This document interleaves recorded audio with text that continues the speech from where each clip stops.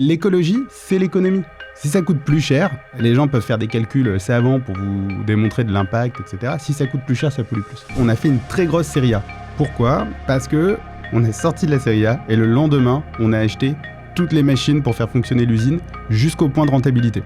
Parce que quand tu fais ça progressivement, en fait, t'es constamment en train de courir après ton usine, ton process, et en fait, ton niveau de service est mauvais. Moi, ce qui me plaît dans l'industrie, c'est l'aventure. Chaque seconde d'une expérience industrielle, c'est l'aventure parce que t'es tout le temps dans le physique, et que dans le physique, rien n'est constant. Tu peux pas faire marche arrière.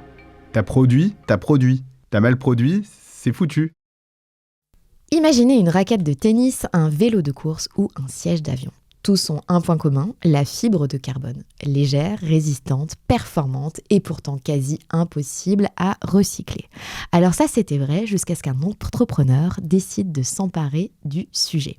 Benjamin Saada, c'est l'histoire d'un ingénieur devenu industriel, passé du cockpit d'un avion léger à la boucle infinie des matériaux recyclés. Avec Fermat, il transforme des déchets composites en une matière neuve, recyclable à l'infini, sans rien lâcher sur la performance.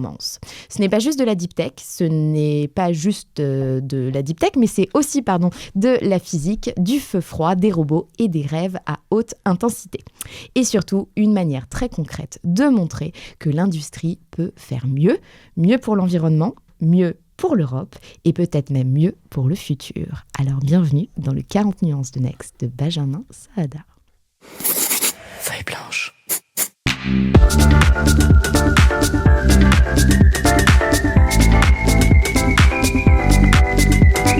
40 nuances de Next. Bonjour Benjamin. Bonjour. Et bienvenue dans cet épisode qui te rappelle tes années Skyrock. Exactement. Les micros sont fluo, une salle de radio, c'est incroyable.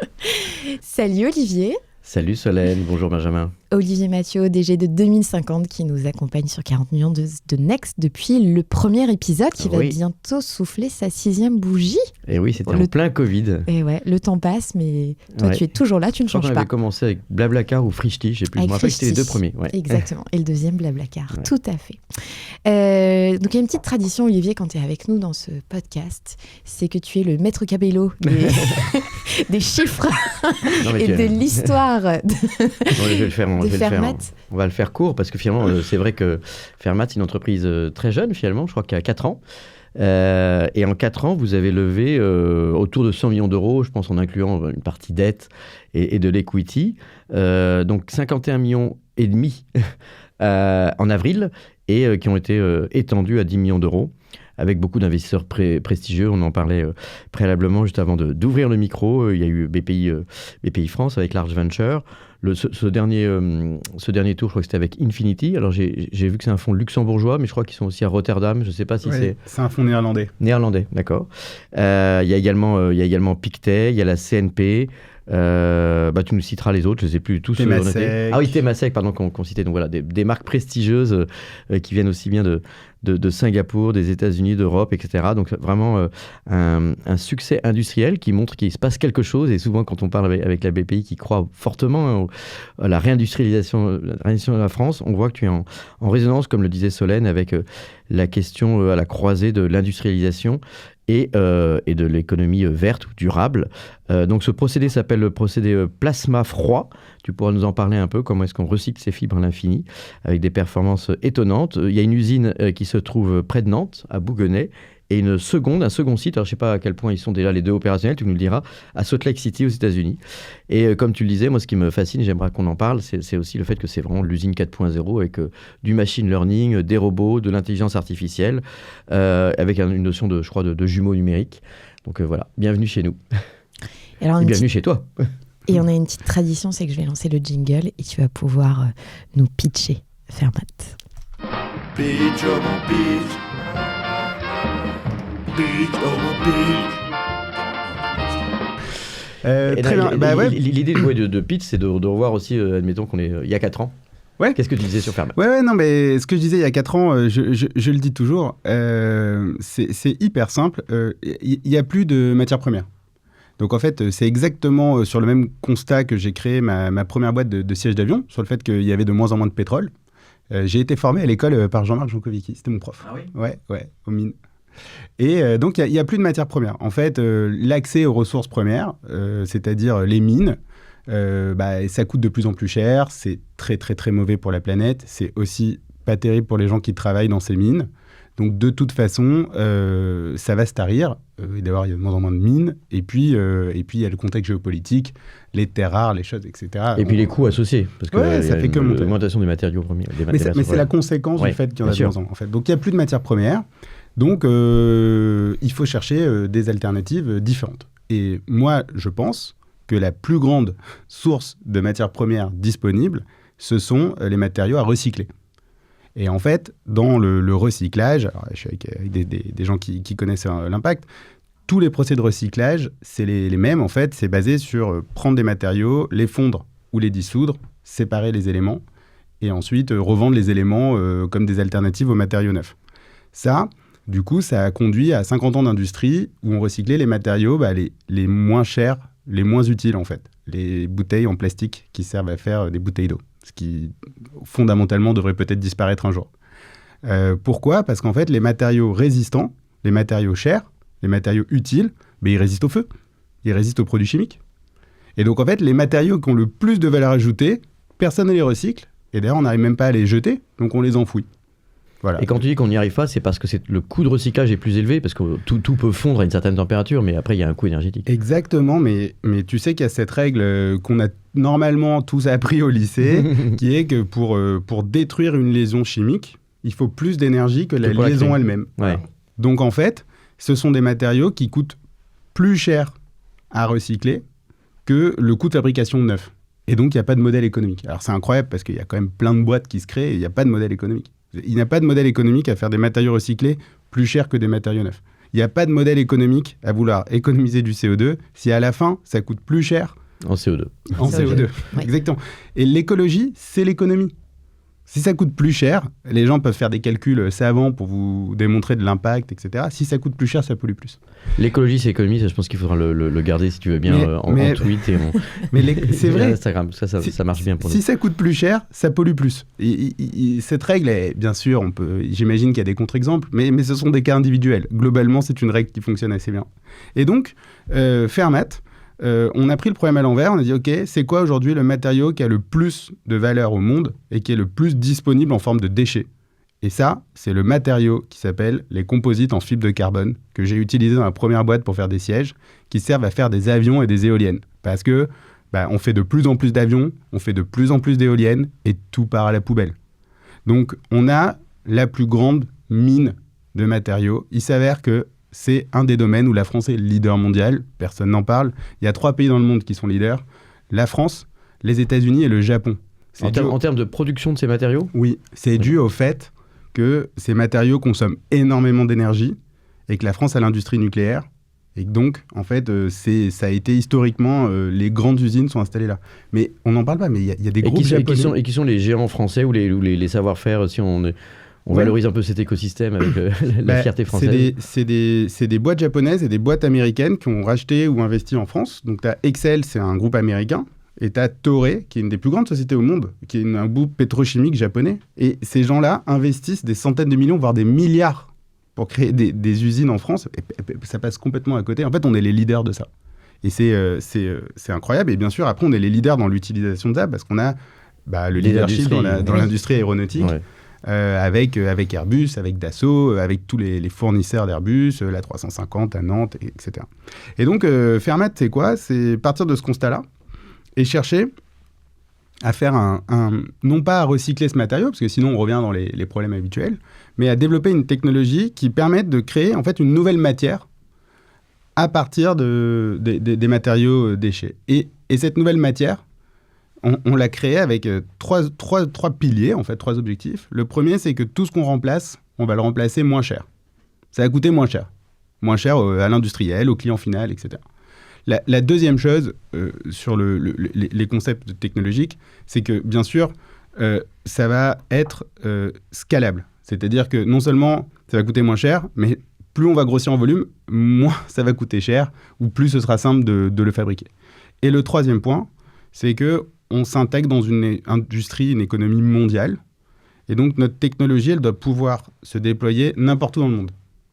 Parce qu'en fait, si demain vous voulez vendre des matériaux pour des voitures, les voitures, c'est pas fabriqué en France. C'est fabriqué à plusieurs endroits, la même voiture en même temps. Quand vous achetez une voiture, vous savez pas d'où elle vient. Elle peut venir de Chine, elle peut venir de France, elle peut venir de Pologne, elle peut venir de n'importe où. Donc vous devez être capable de fournir ça partout. Et plutôt que de se dire ce qu'on vend, c'est de la matière, on part du principe que d'abord ce qu'on vend, c'est une solution technologique qui fabrique de la matière. Et donc c'est ce qu'on appelle, nous, la déployabilité de notre technologie. C'est-à-dire que en fonction des clients avec qui on travaille, quand c'est des boîtes du Fortune 500, on va déployer la technologie chez leurs fournisseurs. À la fin, c'est des matériaux recyclés, c'est la même chose. Et quand on travaille avec des boîtes plus petites, des ETI européennes, c'est l'usine de Nantes qui fait plus de valeur ajoutée, etc. Donc on module comme ça. Donc sur les 2 sites que je citais tout à l'heure, Salt Lake City et Nantes, c'est finalement plutôt à destination, déjà pour vous, j'imagine, de tester. Enfin, il y a un côté POC, etc. Et puis après, de vendre plutôt à des plus petits clients, mais c'est pas forcément la vision finale, c'est plutôt effectivement de déployer la technologie. Alors, plutôt que de produire vous-même.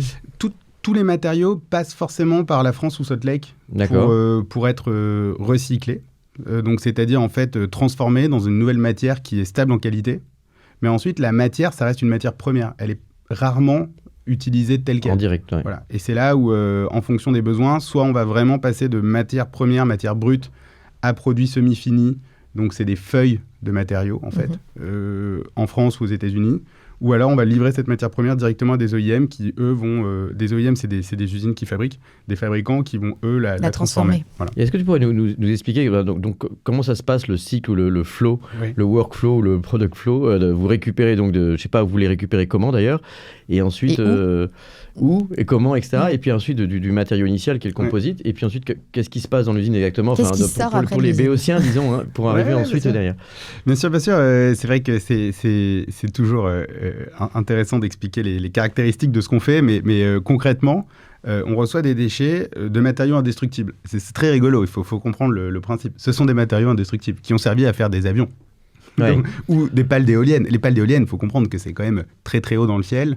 Ça tourne 24/24 au milieu de la mer avec du sel, du vent. Donc on peut le dire que les caractéristiques de ces composites carbone, c'est le raison de succès, disons, de ces matériaux, c'est qu'ils sont extrêmement résistants et extrêmement légers. Extrêmement résistants, extrêmement légers, extrêmement puissants. C'est-à-dire qu'il faut beaucoup de force pour les plier. Et pour que leur fonction première, ils ont besoin de ces propriétés. Oui, bien sûr, ça fait parce que tu es plutôt content que ton avion y tienne ou que ton éolienne ne se décroche pas. Ouais, et puis que ton avion, un avion, ça vole plus de 40 ans. Ouais. Quand on a créé la société, on a eu du mal. On voulait faire des essais sur des pièces d'avion après avoir fait 50 ans de vol. Ouais.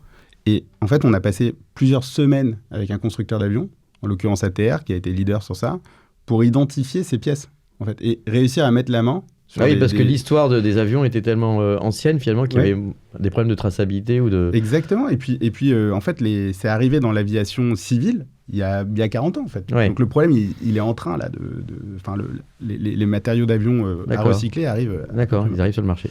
Donc on reçoit ces déchets. Nous, on n'est pas gestionnaire de déchets. On n'est pas logisticien. Tout ça, c'est des métiers qui sont hyper bien faits par les grandes entreprises de gestion de déchets, Suez, Veolia, toutes les boîtes Paprec, les grandes boîtes européennes ou françaises qui gèrent les déchets. Donc nous, c'est pas du tout notre métier.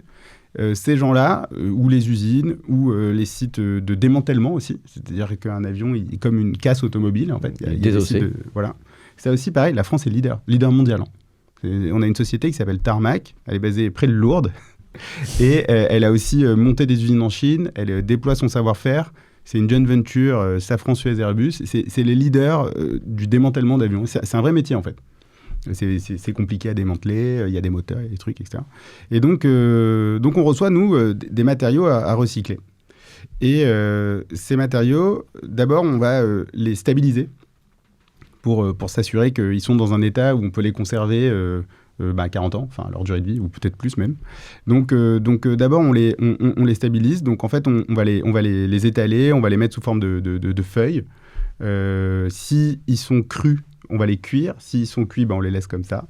Et c'est une petite opération, voilà, c'est le début de notre cycle CO2. Donc là, ça commence, on fait un petit peu de CO2 pour cette cuisson sur une partie du flux. Et ensuite, on va commencer à utiliser des robots.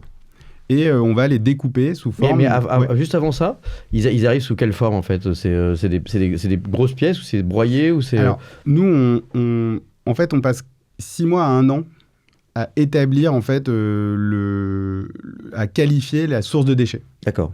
Donc, en fait, tout va être organisé bien avant que les matériaux arrivent.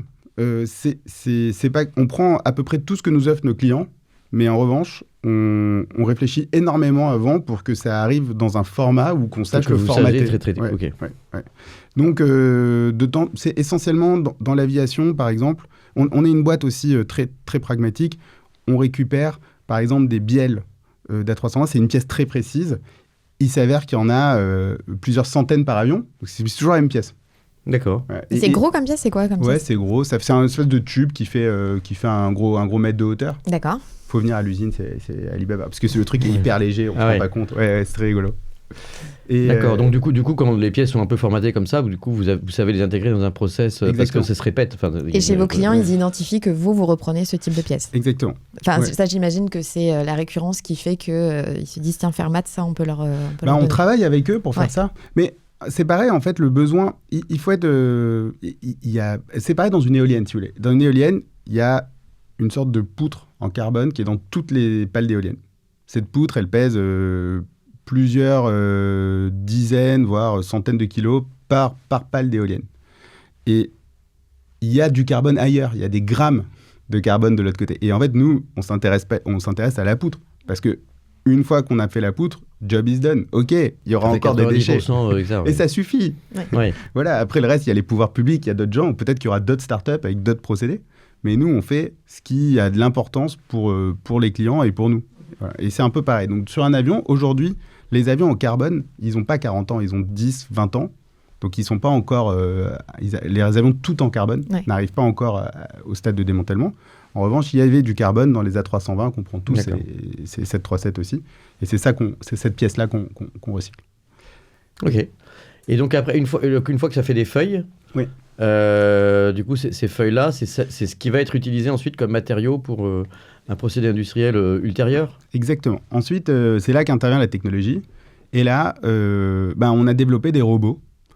Alors, surtout, on a développé des logiciels pour utiliser des robots. On a développé des capteurs pour ces robots. Et ces robots vont commencer... Le but du jeu, pour nous, c'est de découper dans ces matériaux-là des petits copeaux. Donc, c'est des petits carrés qui font environ 6 cm par 6 cm. Et de découper toujours le même carré. Et c'est super dur. Donc, de temps en temps, on va venir faire comme si on épluchait un peu comme on éplucherait un fruit. Vous voyez, on va venir scalper la pièce et de manière hyper régulière. Donc, on a développé des capteurs, des lames un peu spécifiques, etc. De temps en temps, on va simplement les découper en 2D. Mais même ça, il faut comprendre qu'on fait actuellement 50 000 petits carrés par heure. Ah oui. Donc, en fait... la moindre erreur, la moindre variation dans le robot, le moindre décalage, l'usure de la lame, tout ça, ça peut nous faire foirer complètement le cycle. Parce qu'après, ces petits carrés, on va les détecter, on va leur mettre un coefficient de probabilité de qualité, c'est-à-dire on va dire, OK, je pense que ce petit carré, il est super résistant. Je pense que ce petit carré, il est moyennement résistant. Et ça, on le fait... Et ces probabilités, elles sont faites sur quoi? Sur la base de tests ou c'est issu du matériau originel? Et non, alors justement, non, c'est des déchets, donc personne, on sait pas on peut pas garantir que ce qu'on reçoit est bien ce qu'on reçoit. Il peut se passer n'importe quoi dans une usine quand ça a été fabriqué il y a 20 ans, 30 ans. Oui, bien sûr. On peut pas savoir. Donc en fait, au début, on faisait des tests physiques, et puis c'est là que rentre le machine learning. Et en fait, on va venir détecter tout un tas de paramètres de fonctionnement sur ces robots. Donc par exemple, pendant que le robot il coupe, on va regarder c'est quoi l'effort quand il coupe. C'est dur, c'est mou. La caméra, c'est des caméras qu'on a développées quasiment nous-mêmes. Les composites, c'est un matériau qui est de couleur noire. Donc déjà, il n'y a aucune caméra qui marche quand c'est noir. Il n'y a aucun algorithme de vision. Computer vision, dans le noir, ça ne fonctionne pas. Voilà. Donc on a développé des caméras, on a développé des firmware. On utilise des lumières très particulières, etc. Et donc, on va capter la lumière, on va capter l'effort dans telle lame. On va regarder, bien sûr, on voit le poids. On va voir plein de paramètres au fur et à mesure que ça avance dans la chaîne de production. Et avec ces paramètres, on a fait du machine learning. On dit, OK, cette chips, je suis sûr à 85% qu'elle appartient à ce groupe de qualité. Et ensuite, tout ça va se mettre dans des cartouches. Et ces cartouches, on les charge dans des nouveaux robots. Et une par une, ils ont des logiciels. Ils vont prendre ces chips, ils vont les déposer l'une à côté de l'autre.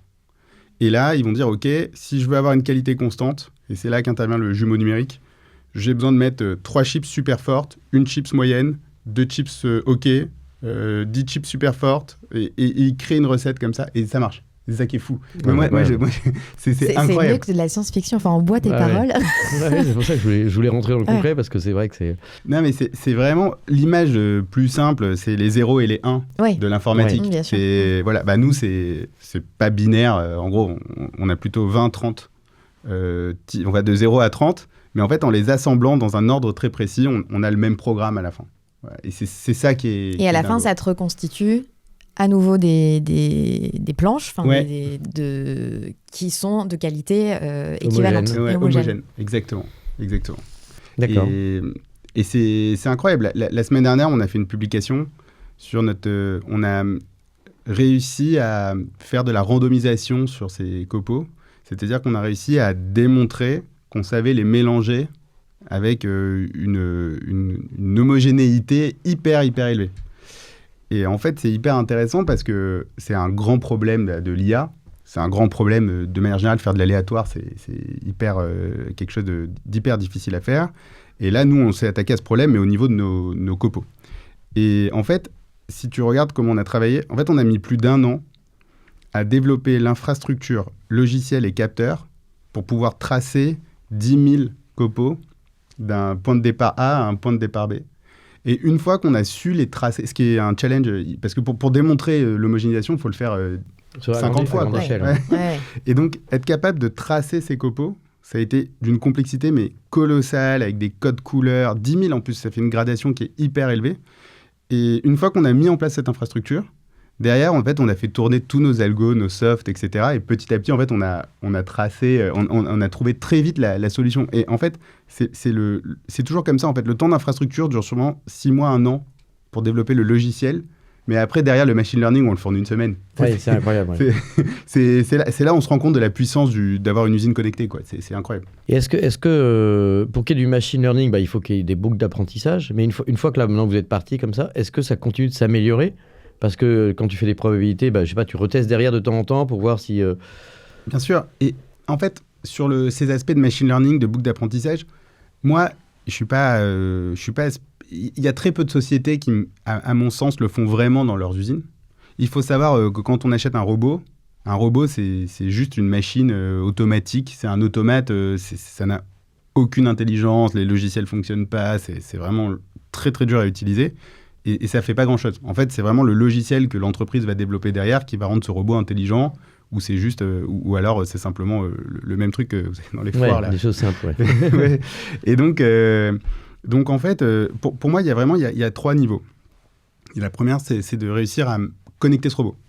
C'est-à-dire, le robot envoie des informations et on les enregistre. Ça, c'est déjà là, vous êtes dans le top 5%, je pense, des boîtes industrielles européennes. Ensuite, il y a le robot, les informations qui sont envoyées, il y a un super ordinateur, votre cloud, il réfléchit et il va sortir des analyses, voire il va redonner des instructions au robot en disant « Attends, tu viens de me dire que c'était dur de couper ton copeau, ralentis la vitesse. » Ça, pour moi, c'est le niveau, c'est le deuxième niveau de l'intelligence. Ça, on commence à bien le faire chez Fermat. Ça fait 5 ans qu'on travaille sur ça. Mais ça commence. Et à chaque fois, c'est des gains x10. C'est voire x15. Et ensuite, il y a le 3e niveau qui est incroyable. C'est celui où les informations du robot 1 permettent de prendre des décisions sur le robot 2. Et là, nous on pense qu'on va faire des gains de productivité de un réseau de x100. neuronal où il y a des communications, donc des informations qui se partagent. Et là, je pense que nous, quand on commence à avoir un tout petit peu ça entre des informations qu'on récupère de capteurs de température d'un côté, qui nous donnent des instructions sur des robots qui sont beaucoup plus loin pour savoir à quelle vitesse et comment ils doivent fonctionner. Mais le jour où on a ça, nous, on pense qu'on va faire des progrès non plus x10, x15, mais peut-être x50, x100. Et là, ça devient colossal. On adore la passion. À la fois, c'est hyper technique, tu as la capacité à le vulgariser et en même temps, tu es passionné par le sujet. Vas-y. On en parle, c'est un projet Deep Tech. Les projets Deep Tech, c'est des projets longs sur lesquels on pense dans un labo et ça se transforme dans une usine, une industrie comme toi, tu es en train de le faire. Sur ce temps qui a été long, est-ce qu'il y a eu des moments de découragement, des moments où tu te dis là, c'est trop complexe, on va pas y arriver?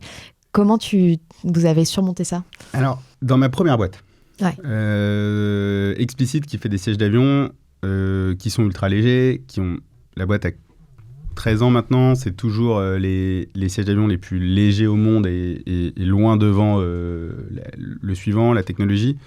On a eu ces phases de temps long et on a eu ces phases parfois de découragement.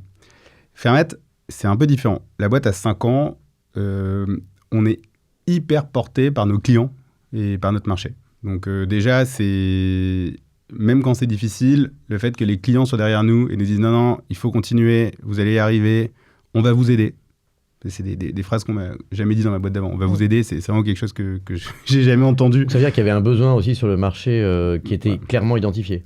Oui. Et ensuite, pour Fermat, on a utilisé un logiciel d'investissement, si vous voulez, qui est complètement différent de ce qu'on fait d'habitude dans la Deep Tech.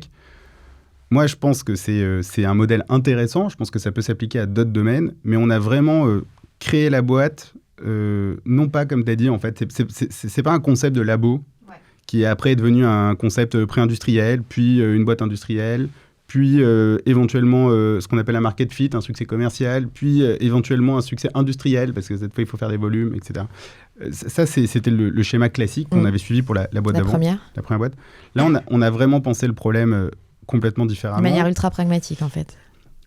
Oui, et puis aussi parce qu'on on a démarré tout de suite avec un niveau de maturité sur ce qui était attendu dans le milieu industriel qu'on n'a pas quand on fait sa boîte Deep Tech et qu'effectivement on vient d'un labo. Je pense que c'est hyper intéressant aussi au niveau des fonds. Ça a été compliqué à expliquer. Mais est-ce que si justement je reprends du vocabulaire de fond pour voir un peu quand on parle de la chaîne d'innovation, très souvent, parfois on reçoit des ingénieurs, on a ce qu'on appelle un deal flow, on regarde un peu les problèmes, les équipes, les marchés, etc. Et là, est-ce que tu dirais, enfin entre la poule et l'œuf, disons, c'est une question un peu basique, mais on parle souvent de pain point, d'accord, dans notre marché, et très souvent, quand les ingénieurs sont excellents, parfois ils ont une solution, mais pas forcément le pain point. C'est-à-dire, voilà, j'ai une techno qui fait papa-maman, etc., etc. Et on dit, mais oui, mais quel est le problème? Parce que le problème va définir souvent la taille du marché. Et donc là, est-ce que en réfléchissant au processus d'idéation, est-ce que c'est en identifiant un vrai problème, en disant, voilà, il n'y a plus de matière première, là tu le dis bien, mais est-ce que c'est une post-rationalisation, quand tu le pitches comme ça, en partant de je réfléchis à la matière première, il y en a de plus, c'est de plus en plus cher, qu'est-ce que je vais faire comme matière première, quelle est la taille de ce marché? Ou est-ce que c'est parce que tu avais vu ou identifié des technologies qui permettent de recycler et tu t'es demandé, voilà, est-ce qu'il y a un marché? Non, nous moi je pars toujours du marché. Je pense que d'ailleurs, marché et vision. Vision, il n'y a plus de matière première. Et bon, quand on a créé la boîte de siège d'avion, on disait il n'y a plus de carburant. Et c'était marrant parce que les gens disaient mais dis n'importe quoi, regardez, il y a encore du fuel, etc. D'accord, mais c'est logique, il n'y a plus de carburant, c'est juste parce qu'il y en a une quantité limitée, que le nombre d'humains monte. Il y a forcément un moment où il y aura un point de basculement, et ça ne veut pas dire qu'il n'y en aura plus du tout, ça veut dire qu'il y en a moins. Les matériaux, c'est pareil. Ouais. Franchement, c'est exactement la même chose. On n'y pense pas, on parlera après, mais si demain, par exemple, l'Inde ou la Chine arrête de nous livrer de l'acier, on ne peut plus faire de tuyaux d'eau. C'est-à-dire, on ne peut plus boire d'eau. Non mais c'est un truc de malade. On a une dépendance. Une dépendance, mais la dépendance des pays riches vis-à-vis des matières premières est hallucinante. C'est peut-être aussi, voire plus dangereux en termes de risque qu'une potentielle guerre. D'ailleurs, on voit bien, on continue d'acheter du gaz. Ouais. Parce qu'on est complètement dépendant du gaz. Mais on est dépendant sur tout. L'aluminium, l'acier, mais le zinc etc. aussi, ouais. Mais le cuivre, par exemple, c'est un énorme problème parce qu'on en a partout, dans des cuivres, des fils de cuivre partout, dans l'électronique, notamment dans les avions d'ailleurs. Et donc, clairement, il n'y a plus de courant. Mais pensez à ça. Hein. Là, ils refont des canalisations d'eau en permanence avec des tuyaux. Ces tuyaux, si on les a plus, on peut plus boire. Et ça vient. Est-ce qu'on peut en faire en composite recyclé? Bien sûr, mais les Chinois le font. Tu crées le problème et tu vas avoir ouvert le marché. Je crée pas le problème. Les Chinois le font. Mais non, mais vous rigolez. Mais je prêche pour ça. Les Chinois le font parce que c'est bien mieux de le faire en composite. Et en plus, parce que c'est une matière qui est finalement plus facile à travailler, qui va être beaucoup plus résistante. Et là, en France, c'est même pas... Aujourd'hui, tu peux même pas dire ça à quelqu'un. Tout le monde est là à faire les vieux trucs.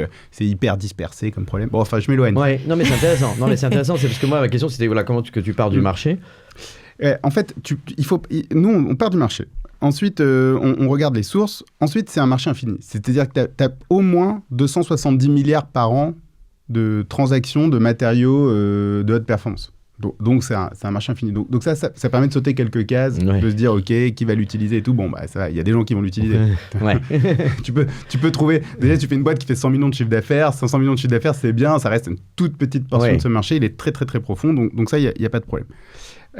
Ensuite, effectivement, le vrai point, et ce qui a été très différent chez Fermat, c'est que personne n'a besoin d'un matériau qui ne sera pas fabricable ou que les gens ne pourront pas fabriquer. Et donc, en fait, on a vraiment pensé, on s'est dit, en fait, c'est pas un problème technique. Il ne faut pas savoir est-ce que la matière, elle doit avoir une résistance de temps, une légèreté de temps, etc.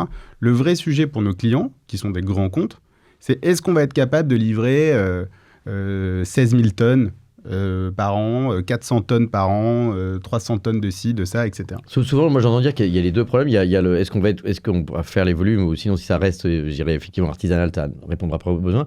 Et puis aussi au prix et aux marges qui permettront. Bien sûr. Mais ça revient dans mes 270 milliards. En fait, tu as une versatilité de matériaux et d'usages. D'accord, genre de l'entrée de gamme à des matériaux très très chers. Okay. Et puis avec un concept industriel très robotisé, si tu veux, on n'avait pas trop peur pour la partie prix. Mais c'était un point essentiel. Et en fait, ce qu'on a fait chez Fermat pour éviter un peu l'erreur que j'avais faite dans la boîte d'avant, c'est pas une erreur, mais en tout cas pour essayer d'améliorer un peu le parcours, c'est qu'on a fait une très grosse série A. Pourquoi ? Parce que, en fait, avec la série A, on a sorti de la série A et le lendemain, on a acheté toutes les machines pour faire fonctionner l'usine jusqu'au point de rentabilité. Et donc... Et pourquoi pas le faire progressivement et les acheter toutes comme ça ? Quel est le pari derrière ? Parce que quand tu fais ça progressivement, tu es tout le temps en train de courir derrière le... donc ça, c'est typiquement ce qu'on a vécu chez Explicit. Tu n'as pas de client, puis d'un coup, tu as un gros client. Puis donc, tu n'as pas les machines. Pas d'exécution. Quoi. Ouais. Puis, comme on est français et qu'on est beaucoup d'ingénieurs surdiplômés, bien sûr, il faut faire des améliorations parce que ça va nous sauver. Donc, on change tout le process. Donc, on achète de nouvelles machines, puis le deuxième client arrive, puis c'est le même problème. Puis du coup, on réfléchit tous, et du coup, on va encore faire des améliorations. Et en fait, tu es constamment en train de courir après ton usine, ton process, ton truc. Et en fait, ton niveau de service est mauvais. Ouais. Et c'est pas parce que tu es mauvais, c'est parce que juste tu es en train de faire 3 boîtes en même temps. Tu fais une boîte d'investissement industriel, tu fais une boîte de delivery et tu fais ta boîte de départ. Donc toi, tu as voulu faire l'industrie finalement. Toi, tu as fait le setup complet direct. J'ai fait le setup complet direct. Ouais. Et ça, c'était un pari clair qui était aussi lié à ton expérience précédente. Parce que c'est quelque chose que j'avais pas encore entendu, dont je comprends la logique. Mais c'est un nouveau playbook et je pense que c'est un playbook deep tech qui pourrait aider beaucoup d'entreprises. Parce qu'en fait, on a pris du coup une très grande usine à Nantes. C'était une usine qui avait fermé pendant le Covid, qui faisait déjà des composites, qu'un client nous a transmis. Et donc, ça a été un super point de départ. Énorme impact pour nous. On a repris quelques employés qui n'avaient pas encore retrouvé de travail. Et on a installé toutes les machines. Alors, bien sûr, c'est très dur à expliquer aux gens. On installe toutes les machines, on ne sait pas encore les utiliser. Mais pour les équipes techniques et de dev, le message était clair, c'est maintenant, voilà ce qu'il y a pour faire des matériaux recyclés, il n'y aura rien d'autre. C'est très dur. Posture très difficile, parce que c'est pareil. Encore une fois, les gens réfléchissent beaucoup, et tout le monde revient avec des super idées, et c'est des bonnes idées, mais on leur a dit... peuvent coûter cher et prendre du temps. Exactement. Et on leur a dit, il n'y aura rien d'autre. Il n'y aura rien d'autre. Il faut faire avec ces robots, il faut faire avec ces choses-là, et bien sûr, on avait la vision que finalement, la machine n'a pas d'importance, ce qui compte, c'est le logiciel. Et donc aussi, on s'est dit, on surmontera n'importe quelle difficulté industrielle qu'on rencontrera, sera surmontée par du code et par de l'intelligence digitale. Et voilà comment on a créé Fermat. Donc, on a fait une très grosse série A.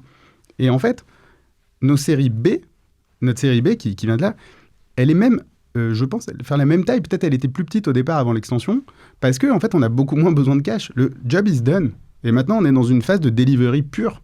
Et donc, on est super focus. Donc, quand tu dis que c'est un nouveau playbook, c'est effectivement dans un secteur, disons, deep tech, industriel, avec infrastructure, où finalement, tu inverses un peu la notion de série A, série B, etc., en disant plutôt que de monter progressivement, ça monte, ça c'est une autre courbe, quoi. c'est C'est une courbe qui est Exactement. différente. Ouais, et surtout, on a vu quand même dans les exemples, et notamment les exemples français, que de dire, essayer de faire à chaque fois grossir l'usine ou passer à une seconde usine, en fait, vous êtes tout le temps en développement industriel, mais ça fonctionne pas toujours. Et je pense que c'est pas nécessaire. Voilà. Après, avec cet investissement-là, c'est un premier point de rentabilité. Donc, on a assez de capex, assez de robots pour être rentable. Ensuite, et quand on voudra aller chercher un deuxième point de rentabilité plus haut, là, il faudra refaire une usine et réinvestir. sûr. On aura quand même... Et par exemple, le site de Salt Lake City, il arrive après. Le site de Salt Lake City, il arrive après, c'est parce que nos clients, donc on évolue dans un environnement entièrement mondial. Nos clients européens, c'est des boîtes américaines en fait. Donc on fait la France, puis on fait l'Allemagne, puis ça se passe hyper bien, puis ça remonte au siège, puis les gens du siège nous appellent et disent écoutez, voilà, on voudrait faire la même chose aux États-Unis.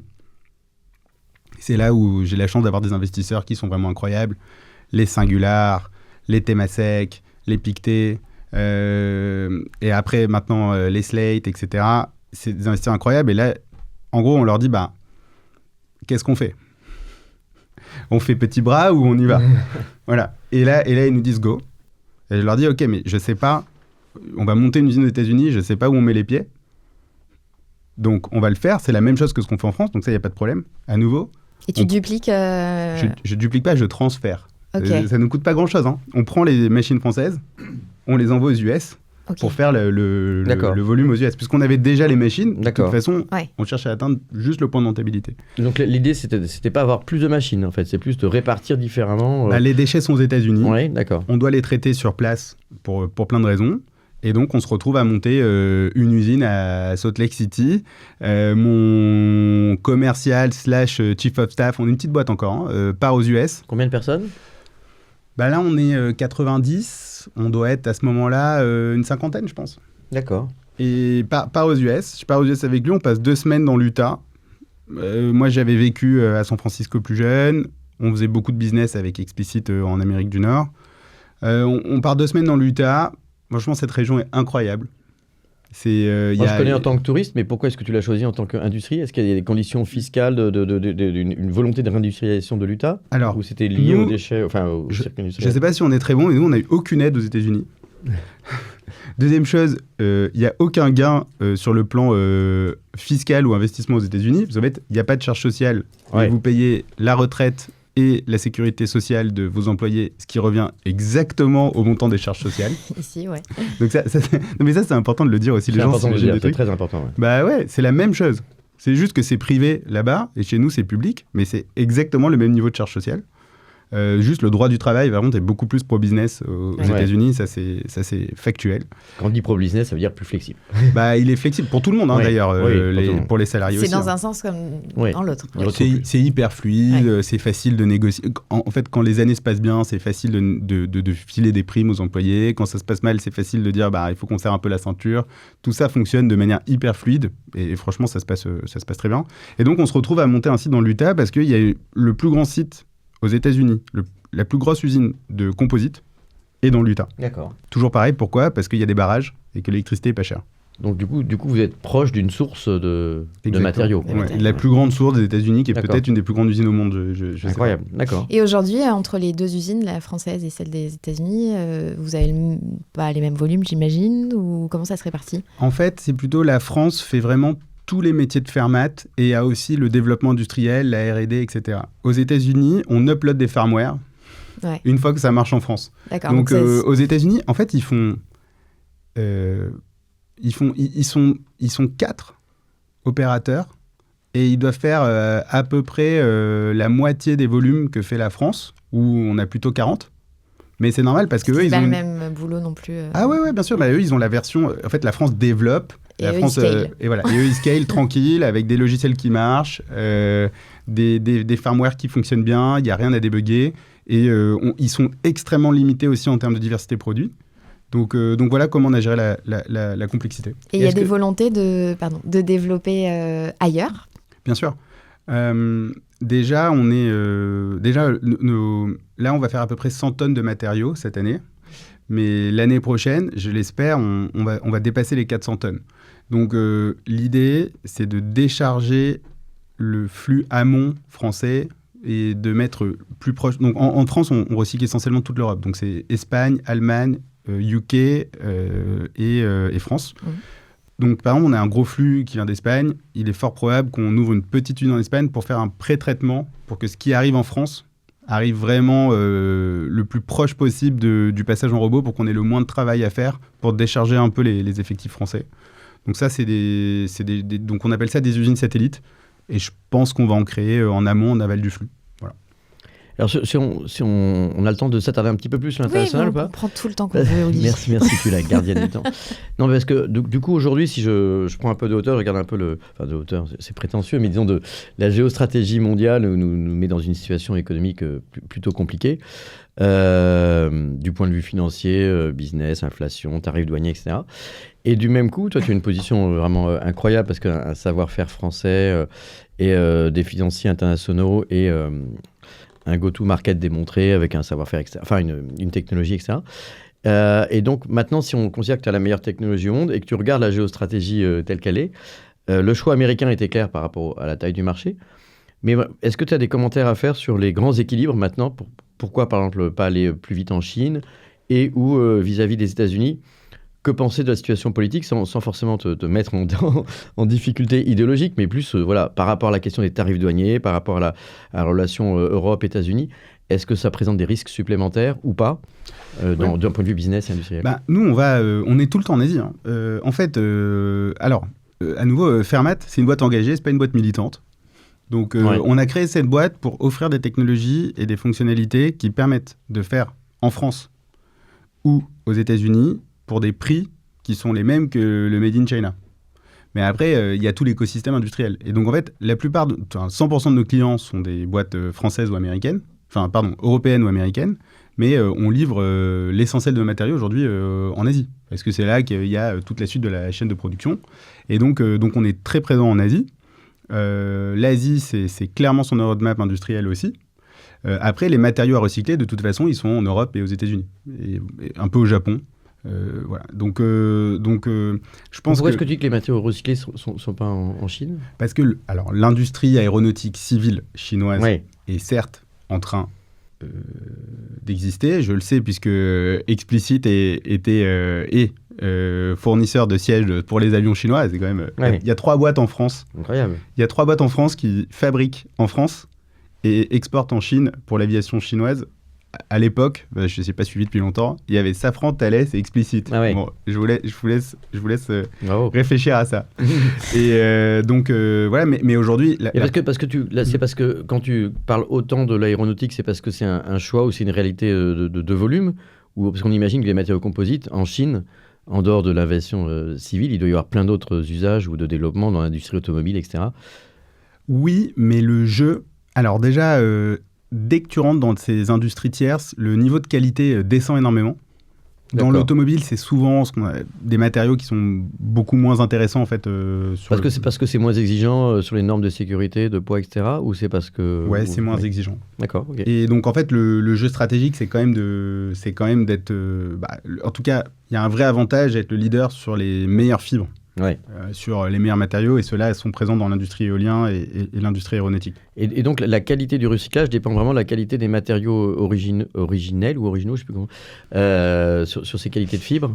Alors, parce qu'on peut imaginer qu'il y a beaucoup plus de volume en termes d'impact. Là, je réfléchis pas en termes de business, et peut-être que c'est la réponse business qui va exclure par contradiction, mais on peut imaginer qu'il y a beaucoup plus de volume dans d'autres industries au total, mais que peut-être c'est moins efficace de les recycler. Alors, c'est moins efficace de les recycler, mais il y a pas beaucoup plus de volume. Il y a beaucoup plus de... Ah non. L'industrie aéronautique, l'industrie éolienne, c'est 80-90% du marché de la fibre de carbone. D'accord. T'as des applications industrielles, mais ça reste très faible. De toute façon, pour une raison simple, un avion, c'est 60 tonnes. Une raquette de tennis, c'est 50 grammes de carbone. Non, pas, je dis 100 grammes. Et quand tu dis 50 tonnes, c'est pas 50 tonnes de fibre de carbone. Ah si, tu as 50 tonnes. Un avion, tu prends un A350. Oui. Alors, toujours, je me méfie, il y a peut-être des spécialistes, désolé par avance si je me trompe un peu dans les ordres de grandeur. Sachez qu'il est mercredi matin. Mais un avion, tu prends un A350, si je me trompe pas, ça doit être 40-50 tonnes de carbone. Pareil, peut-être dans le moteur. Alors, peut-être le moteur doit avoir plus de titane, etc.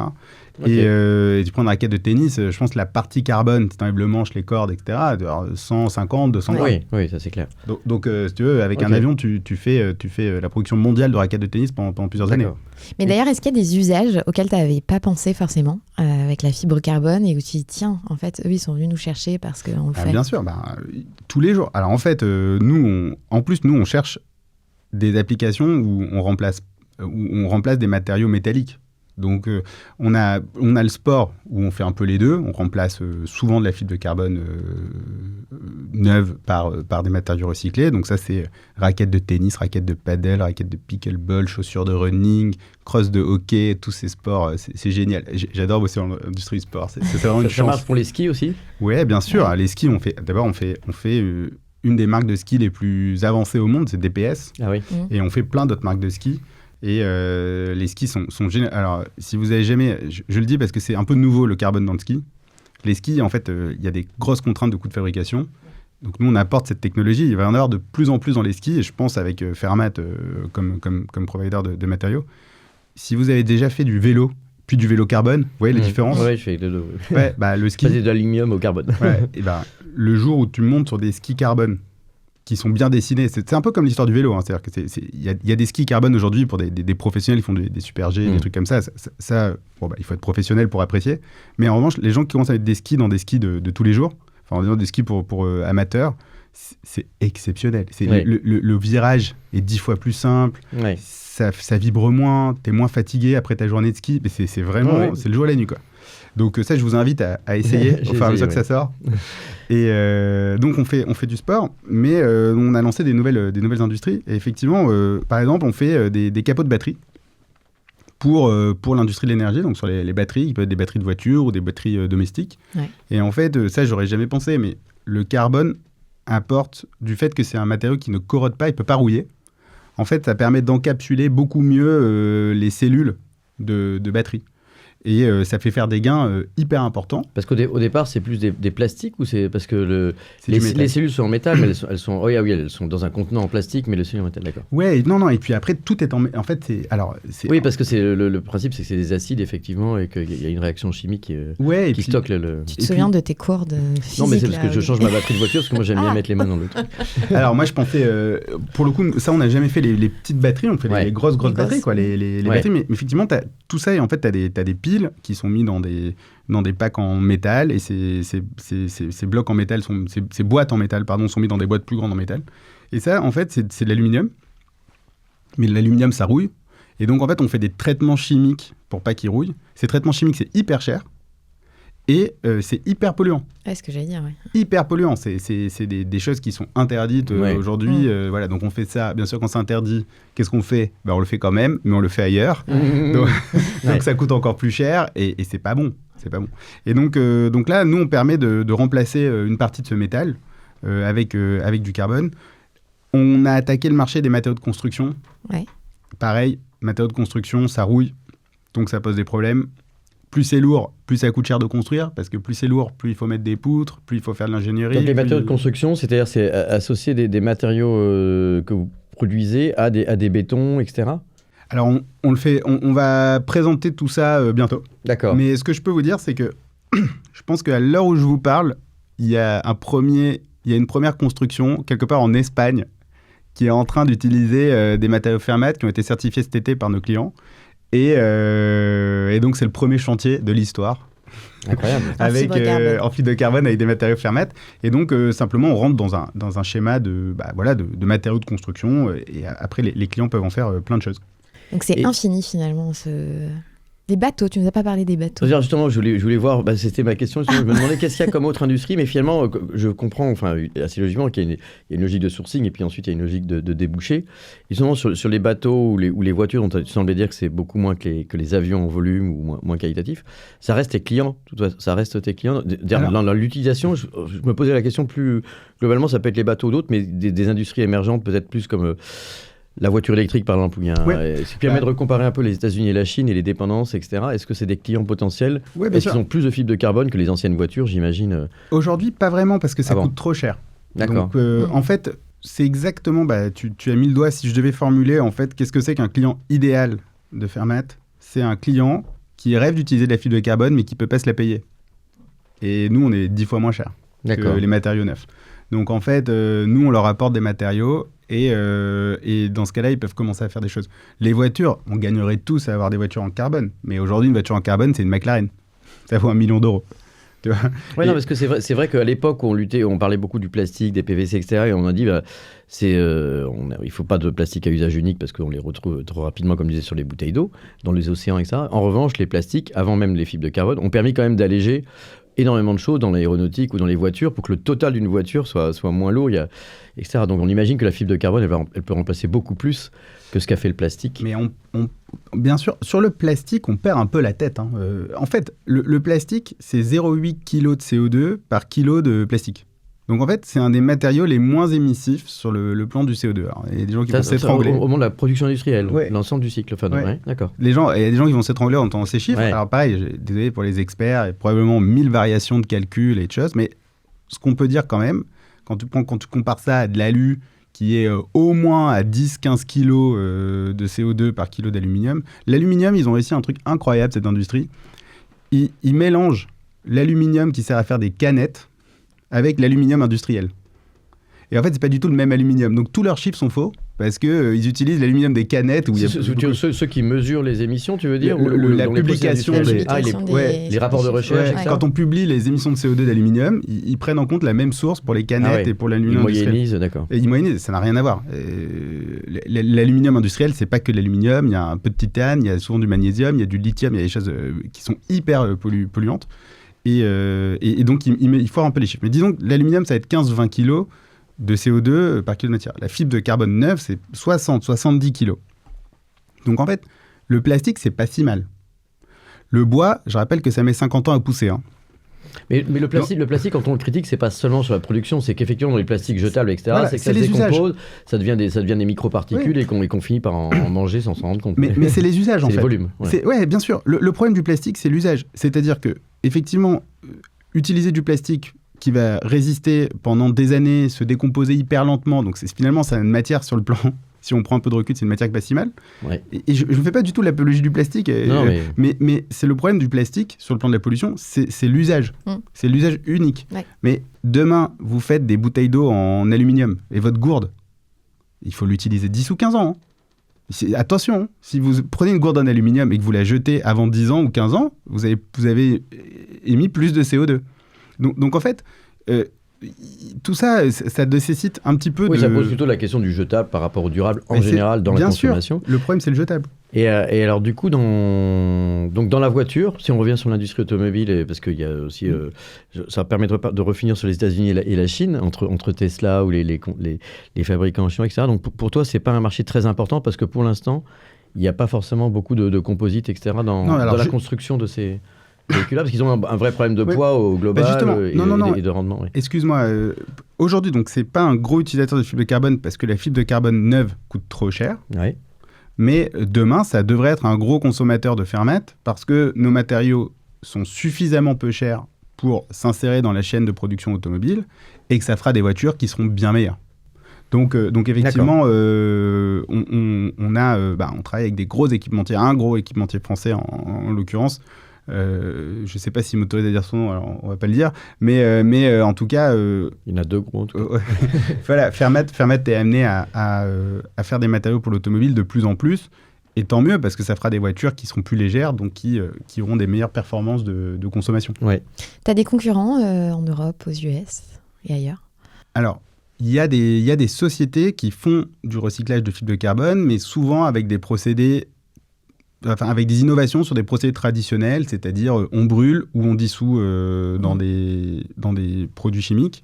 Donc, ce que j'ai dit au début, pour moi, en tout cas, on les retrouve pas face à nous, chez nos clients. Chez vos clients, oui.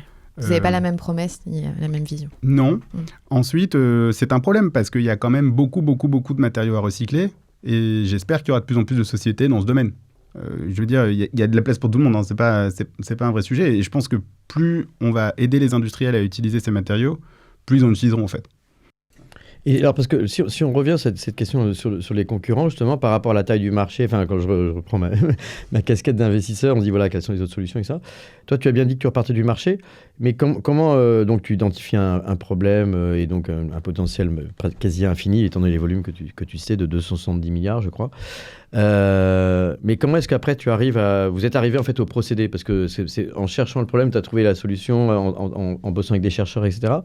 Ou ça a été des procédés, enfin un processus un peu plus flou d'idéation Moi, je suis ingénieur de base. C'est quelque part faire du problem solving industriel, c'est mon savoir-faire premier. Donc ensuite, comment ça s'est passé? Comme toutes les belles aventures industrielles françaises, à Agoranov, si tu connais cet incubateur, c'est génial là-bas. Donc 96 boulevard Raspail, dans une espèce de labo mal foutu de 5 mètres carrés. Et c'était 2021, donc c'était post-Covid. Avec 2 stagiaires qui venaient de Centrale Lyon et de l'école des matériaux de, je sais plus, Centrale Nantes, là, l'école qui est spécialisée en matériaux, qui sortaient de confinement et qui n'avaient pas eu les meilleures années des étudiantes de leur vie. Et puis, on a commencé à travailler en disant, OK, il faut que ce soit mécanique. En fait, quand on fait les maths, la seule façon de recycler la fibre de carbone sans polluer, c'est mécanique. Donc voilà. Donc c'est pas en chauffant, quoi. Ouais. Et en fait, le broyage, ça existe, mais quand tu broies, tu détruis la fibre. Voilà, exactement. Donc en fait, découper, quoi. En fait. Voilà. Donc il fallait découper. Et là, on a commencé à découper. Et puis à un moment, on comprend qu'en fait, on a des solutions pour découper qui commencent à être un peu performantes. Et puis là, commence à déclencher tout le système. Et c'est toujours pareil. Moi, je travaille toujours. C'est un très bon conseil pour les gens, mais c'est très bien d'avoir toujours une feuille Excel à côté de soi en disant « Ok, si ça marche, ce que je suis en train d'imaginer, est-ce que ça marche pour mes clients? Est-ce que ça marche pour les investisseurs ?» Parce qu'en fait, tu as aussi le fait qu'il faut que la boîte soit finançable. Ah oui. Bien sûr. Ouais. on a tendance à l'oublier. Il y a des boîtes incroyables, mais si elles ne sont pas finançables, elles ne seront pas financées, donc elles n'existeront pas. Et sur la découpe en tant que telle, c'est des lames en acier, c'est de la découpe laser, c'est quoi? En fait, on utilise... Non. C'est très malin en fait, qui est la façon dont c'est découpé. En fait, on découpe de sorte à ce que on touche jamais les fibres. Donc en fait, on va découper. En fait, la fibre est toujours mélangée avec du plastique. Ouais. Et nous, on fait en sorte d'être que sur le plastique et pas sur la fibre. Donc ça suit la fibre, c'est parallèle à la fibre. Ouais. C'est ça un des secrets qui nous permet de. Sinon, on casserait les lames toutes les minutes, quoi. Ouais. Ouais, c'est passionnant de travailler des matériaux indestructibles. C'est un truc, non mais c'est marrant, ça repousse un peu les limites de notre cerveau, quoi. Mais c'est ça qui a l'air aussi de te plaire. Moi, ce qui me plaît dans l'industrie, c'est l'aventure. On peut pas comprendre, on peut pas imaginer ce que ça signifie l'aventure. C'est chaque seconde d'une expérience industrielle, c'est l'aventure parce que tu es tout le temps dans le physique et que dans le physique, rien n'est constant. Tu peux pas faire marche arrière. T'as produit. T'as mal produit, c'est foutu. tu peux pas corriger. Tu peux pas faire un contrôle Z. Il n'y a pas le rewind quand tu fais du code et que tu veux remonter. Ouais. Ou quand tu lances et tu dis c'est buggé, c'est pas grave, on va trouver où est le bug. Là, c'est quand tu te rends compte que c'est buggé, c'est fini. T'as tout consommé, t'as travaillé pendant des semaines. Tu peux pas analyser en temps réel, en fait. Et donc, ça, c'est un niveau d'intensité qui est génialissime. Et parce que cette intensité, en fait, elle se répercute dans un espèce d'aventure collective, d'esprit d'équipe. C'est très difficile. Et puis, à un moment, la magie opère, c'est-à-dire l'équipe est en place. Chacun sait ce qu'il a à faire. Chacun sait ce qu'il doit faire. Il le fait. Ça marche. Et on avance. Et 4 mois après, quand on a la réponse finale, ça marche. mais c'est des mois et des mois de travail, en fait. Donc ça c'est moi, je recommande à satisfaisant. tout le monde d'avoir une expérience comme ça. Ouais. Et juste sur les États-Unis, parce que je trouve qu'on n'a peut-être pas allé au bout du truc, parce que c'est pas pour. J'ai compris que c'était très, très bien. Tu dis que vous êtes engagé, mais pas militant, etc. On comprend bien qu'on n'est pas dans la politique, mais en fait, on fait des choix quand même qui ont des partis pris. Mais est-ce que du coup, puisqu'il semble y avoir une idéologie américaine aujourd'hui, est-ce que c'est un problème ou pas, d'un point de vue trouver des clients sur le sujet que vous avez, etc. Ou est-ce que même la partie douanière ou les relations ont changé, ou est-ce qu'en fait c'est juste ça change rien dans le business? Nous, quand on recycle aux États-Unis, on fait des matériaux made in America qui sont pas chers, qui sont compétitifs, qui sont performants, et on livre. On commence à livrer, parce qu'il y a beaucoup de TI aux États-Unis, en fait, beaucoup plus que ce qu'on pense. On commence à livrer des sociétés américaines, DPS, typiquement, ils sont dans l'Utah, on livre l'usine. Donc aujourd'hui, on les livre depuis la France, puis là, on est en train de petit à petit réussir à les livrer depuis les États-Unis. On gagne en maturité. Et donc, quelque part, on propose une solution qui est compatible avec une volonté nationale de se réindustrialiser. C'est un peu pareil pour la France. Donc, ça fonctionne assez bien. Moi, je ne sens pas dans ma vie de tous les jours de sentiments anti-européens. Bon, après, on a une usine aux États-Unis, donc finalement, pour un Américain, on est américain. Il y a des choix, indépendamment d'ailleurs du contexte politique actuel, est-ce qu'il y a des choix, parce que c'est beaucoup d'entrepreneurs qui nous écoutent sur le podcast 40 nuances de Next, est-ce que c'est dans les conseils que tu donnerais pour les États-Unis, dans le choix de recrutement ou la délégation, est-ce qu'il y a un country manager américain spécifique ou des talents qui font que tu peux bien réussir ton déploiement américain ou pas? Alors, je suis pas encore assez mature sur les États-Unis pour vraiment me permettre de donner des bons conseils. Je peux simplement dire, pour nous, ce qui s'est passé, c'est qu'on a envoyé un Français aux États-Unis pour être country manager, mais dont la mission était vraiment de faire en sorte qu'à la fin de sa mission d'un an et demi, il n'y ait plus que des Américains sur place. Donc ça, nous, on a pris le problème comme ça.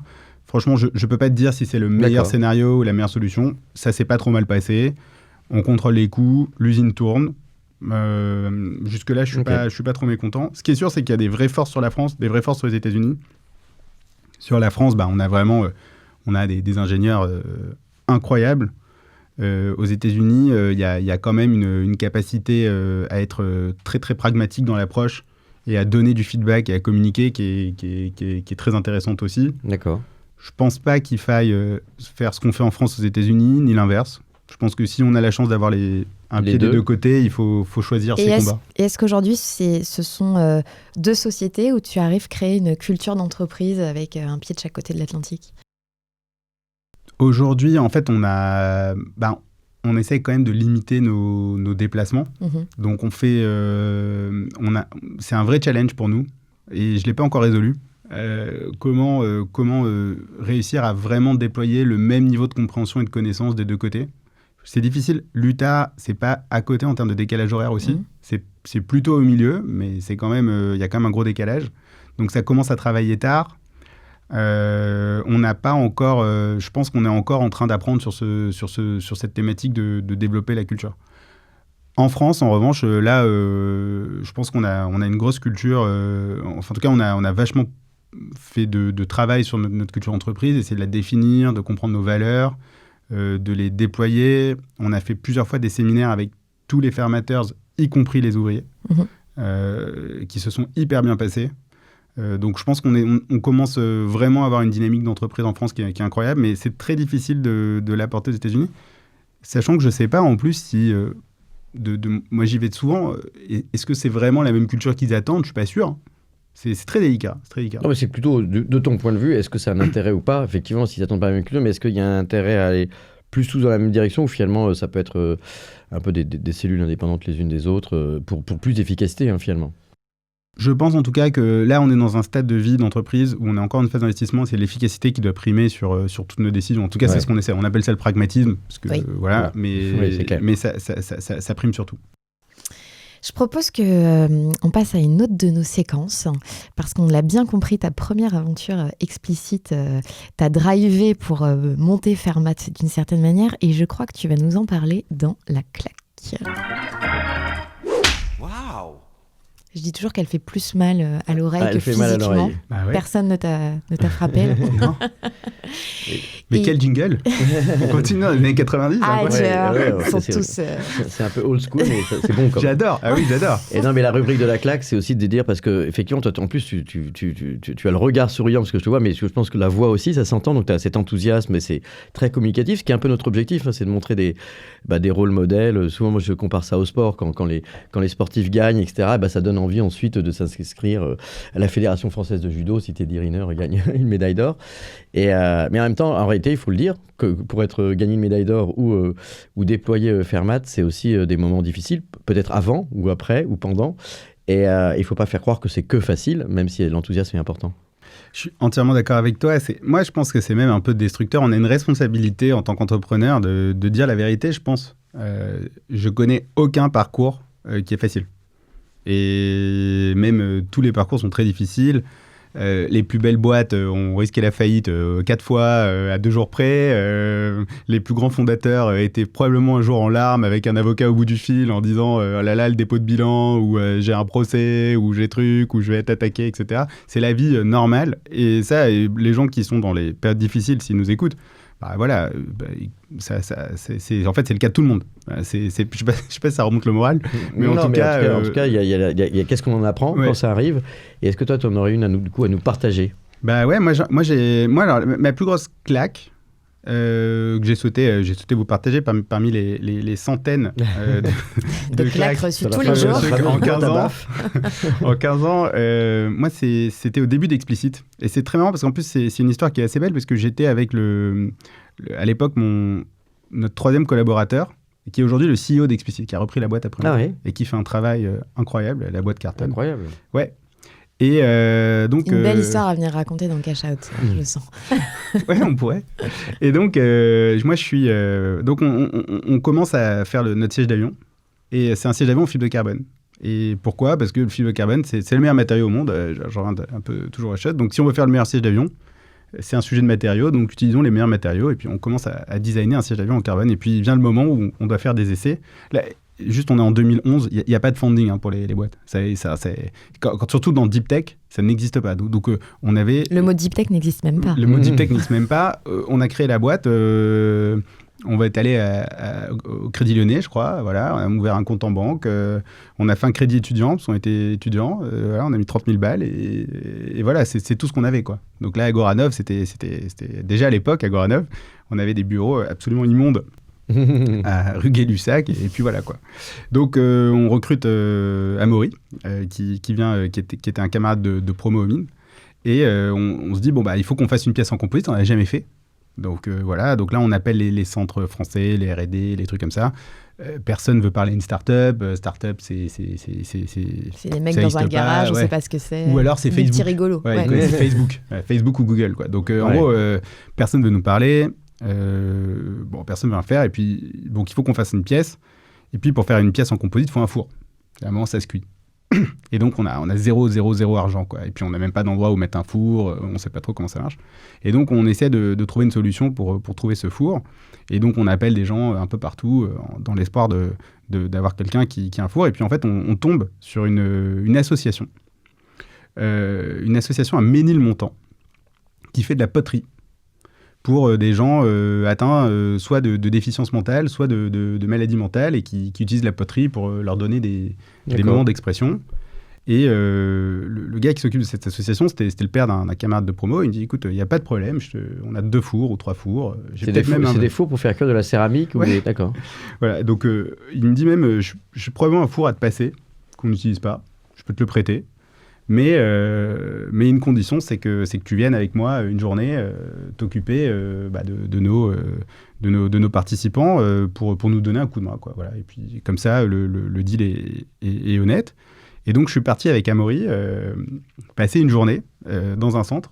Et c'est la première fois que j'étais confronté en fait à des gens atteints soit de déficience mentale, soit de maladie mentale. Il y avait des gens schizophrènes. Et j'ai passé une journée avec eux à faire de la poterie et à faire aussi des pièces en composite. Alors, il y a eu énormément de moments vraiment incroyables. C'est que nous, on est arrivés avec nos matériaux composites, on avait un petit moule, etc. Et en fait, nous-mêmes, on ne savait pas encore faire de composite, donc on faisait n'importe quoi. Et en fait, c'est très marrant, c'est que les gens s'en rendaient compte. Et donc, en fait, il y avait 20 ou 30 personnes autour de nous qui nous regardaient faire quelque chose qui n'était pas de la poterie, donc c'était incroyable et très, très drôle pour eux. Et en même temps, nous, on faisait n'importe quoi, et on s'en souvient encore avec Amaury, on pleure de rire, on avait des clés à molette immenses, alors qu'il y avait des toutes petites vis, etc. Donc, en fait, on faisait n'importe quoi. On a mis nos pièces dans le four, et puis après, on a commencé à travailler avec eux. Et moi, ça a été la plus grande claque de ma vie. Non, mais surtout... Aujourd'hui, c'est génial. Il y a Duodé, Il y a le président Macron qui a fait de la publicité pour ça aussi, qui a passé une journée avec quelqu'un voilà, qui était en situation de handicap mental. Et en fait, moi, ça a été pour la première fois, en fait, j'étais confronté vraiment à le handicap, ce que ça veut dire, comment ça fonctionne. Le fait que en fait, c'était des gens hyper touchants aussi. Hyper attachant. Des réactions auxquelles tu t'attends pas. Et puis c'est vrai que c'est pas souvent un sujet qu'on aborde, mais du coup, merci de le faire. C'est le handicap mental étant un sujet un peu tabou et parfois mal traité ou mal compris entre les mélanges. D'ailleurs, dans les cultures des différents pays, en fonction des types de handicap, il y a des gens qui sont un peu laissés sur le bord de la route. Voilà. Ouais, et puis moi, j'ai 38 ans. Moi, je me souviens, il y a eu quelques élèves dans mes classes à l'école publique à Marseille qui étaient atteints de handicap, mais franchement, on n'était pas gentils avec eux. On s'occupait, c'était pas du tout apporté comme il fallait, en fait. Et cette journée, elle a un petit peu changé ma vie, en fait. Parce que en sortant de là, vraiment, bien sûr, j'ai pas fait les grandes phrases, j'ai pris confiance, de la chance, des choses comme ça. Mais en fait, simplement, ces gens s'en occupent assez peu. Et franchement, c'est dommage. Et dans ce cours, en plus, j'ai découvert... Il y avait un artiste de l'art fou, de l'art brut, je sais pas comment on appelle ça, hyper connu. Et donc, en fait, pendant qu'on faisait... Quand on faisait les poteries, il y avait des gens qui s'arrêtaient pour savoir s'il n'y avait pas une œuvre à acheter en ce moment, disponible, etc. Et on a passé pas mal de temps à parler avec lui. Et ça aussi, c'est des... Enfin, en fait, se dire qu'on peut atteindre un niveau artistique réputé, sachant que moi, j'ai passé la journée avec lui, c'est quelqu'un qui a vraiment un lourd handicap. Mais il avait une capacité créative énorme, en fait. Et ça m'a... Pareil, c'est des choses qu'on prend conscience. C'est très dur de prendre conscience de ça, en fait, sans vivre cette expérience. Et ça ne donnerait pas envie de le faire travailler sur des matériaux en composite d'un point de vue artistique pour aussi, peut-être, pourquoi pas, ça peut avoir un vrai effet de vulgarisation aussi de vos savoir-faire, etc. Écoute, déjà, moi, on n'a pas réussi et on va recommencer. Moi, j'aimerais vraiment déjà réussir du ED et réussir à créer des postes dont on a besoin, parce que pareil, il ne faut pas inventer des... Je ne pense pas que ce soit une bonne idée. Il faut qu'il y ait un vrai besoin, mais c'est très dur. Et on n'a pas réussi. On a essayé déjà une fois, on va réessayer, de réussir à trouver notre besoin et créer des postes où on peut vraiment intégrer des gens atteints de handicap. Je pense que c'est vraiment, dans notre année, aussi chargée et intéressante soit-elle, je pense qu'on a la capacité de faire ça quand même. On devrait pouvoir le faire. J'aime bien entendre ça. On entend beaucoup de gens qui disent oui, il faudra qu'on le fasse, on verra plus tard. Et quand tu dis je pense qu'on peut, je trouve que c'est très très positif et je te remercie d'avoir ce type d'état d'esprit. Et après, je dis la vérité, on a fait le test il y a 2-3 ans, on n'a pas réussi et il faut qu'on réessaye et il faut qu'on arrive à intégrer parce que aussi, cette expérience, elle est enrichissante pour tout le monde. Elle est enrichissante pour tout le monde et c'est des gens qui avoir un travail, c'est tellement important pour être heureux que j'espère qu'on arrivera à trouver des jobs pour ces gens-là, quoi.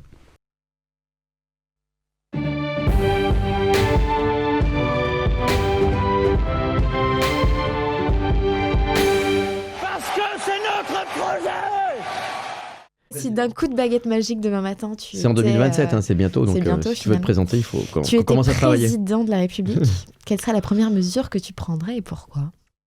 Alors, franchement, j'ai plein de... Moi, il y a plein de choses que je vois autour de moi ou de par mon parcours, tu vois, qui m'inspirent. Je trouve que vraiment, l'éducation devrait être la chose la plus importante d'un État développé et que quand il n'y a plus d'éducation ou il y a de moins en moins d'éducation, c'est vraiment un problème et c'est presque le plus gros des problèmes.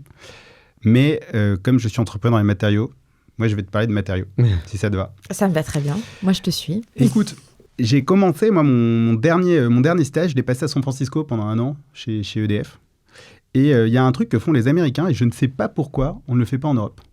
C'est que les Américains, ils font des systèmes d'appel d'offres et ils donnent des marchés publics à des startups sur la base de résultats. Et ça fonctionne par étapes. Donc en gros... C'est dédié aux startups ou les startups sont en concurrence avec des grands groupes sur un cahier des charges Alors ça dépend. Mais en tout cas, ça permet l'émergence de startups. En gros, aux US, à l'époque, par exemple, des bornes de recharge, chaque État ouvre le marché des bornes de recharge de véhicules électriques. Et c'est très simple, ils donnent des specs à atteindre, de prix, de coût. Vous postulez. Si vous atteignez la spec, vous avez une piece of cake, une part de gâteau, et vous ouvrez vos 10 bornes ou 50 bornes, vous opérez pendant 1 an. Si vous êtes au rendez-vous de ce qui est attendu par le cahier des charges, bah, vous n'êtes pas éliminé. Du coup, ils redonnent une nouvelle spec avec des nouveaux systèmes à atteindre. Peut-être que ça nécessite de lever 200 millions, peut-être que ça nécessite de baisser les coûts de 20%, j'en sais rien. Puis vous postulez, et puis si vous l'avez, vous avez une part du gâteau, et ainsi de suite. Et du coup, ils donnent accès au truc. Mais SpaceX, c'est ça, hein. En fait, le transfert de la NASA vers SpaceX, ça s'ouvre sur ce genre de choses. Et donc, en fait, finalement, des sociétés nouvelles peuvent avoir accès à des marchés publics. En France, on a un robinet excellent pour que l'État, via des entités, des institutions, investissent dans les startups de manière directe ou indirecte. Ça marche très, très bien. Mais en revanche, je ne connais aucune startup qui a jamais bénéficié d'un marché public. Et en fait, c'est beaucoup plus quand même intéressant et c'est beaucoup moins risqué de donner un marché public à une startup, donc de donner de l'argent que la startup va consommer pour livrer un produit ou un service, que de ne faire que donner de l'equity, que donner de l'argent ou de la dette à des entreprises. Donc, surtout même sur la question de la souveraineté, hein, parce qu'il y a des appels d'offres, il y a pas mal d'institutions ou d'administrations qui travaillent avec des Américains, et tout en posant la question de l'indépendance, de la souveraineté, etc. Ceci dit, je sais que c'est un gros problème, et j'ai été longtemps président de France Digital.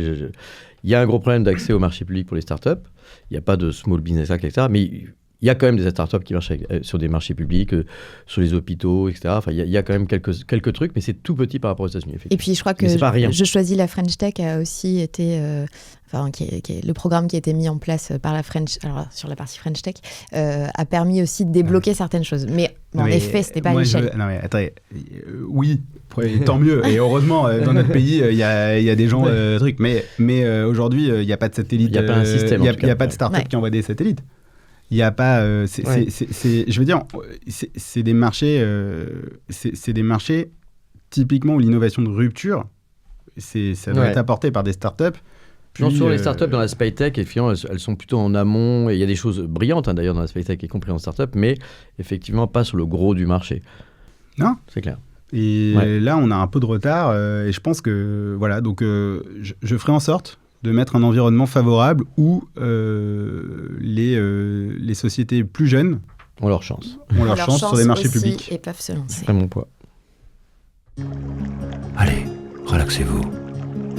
Et maintenant, on parle de vous ? C'est le moment canap. Parce qu'on a beaucoup parlé de toi en tant qu'entrepreneur, même si tu as livré aussi un certain nombre de convictions plus personnelles.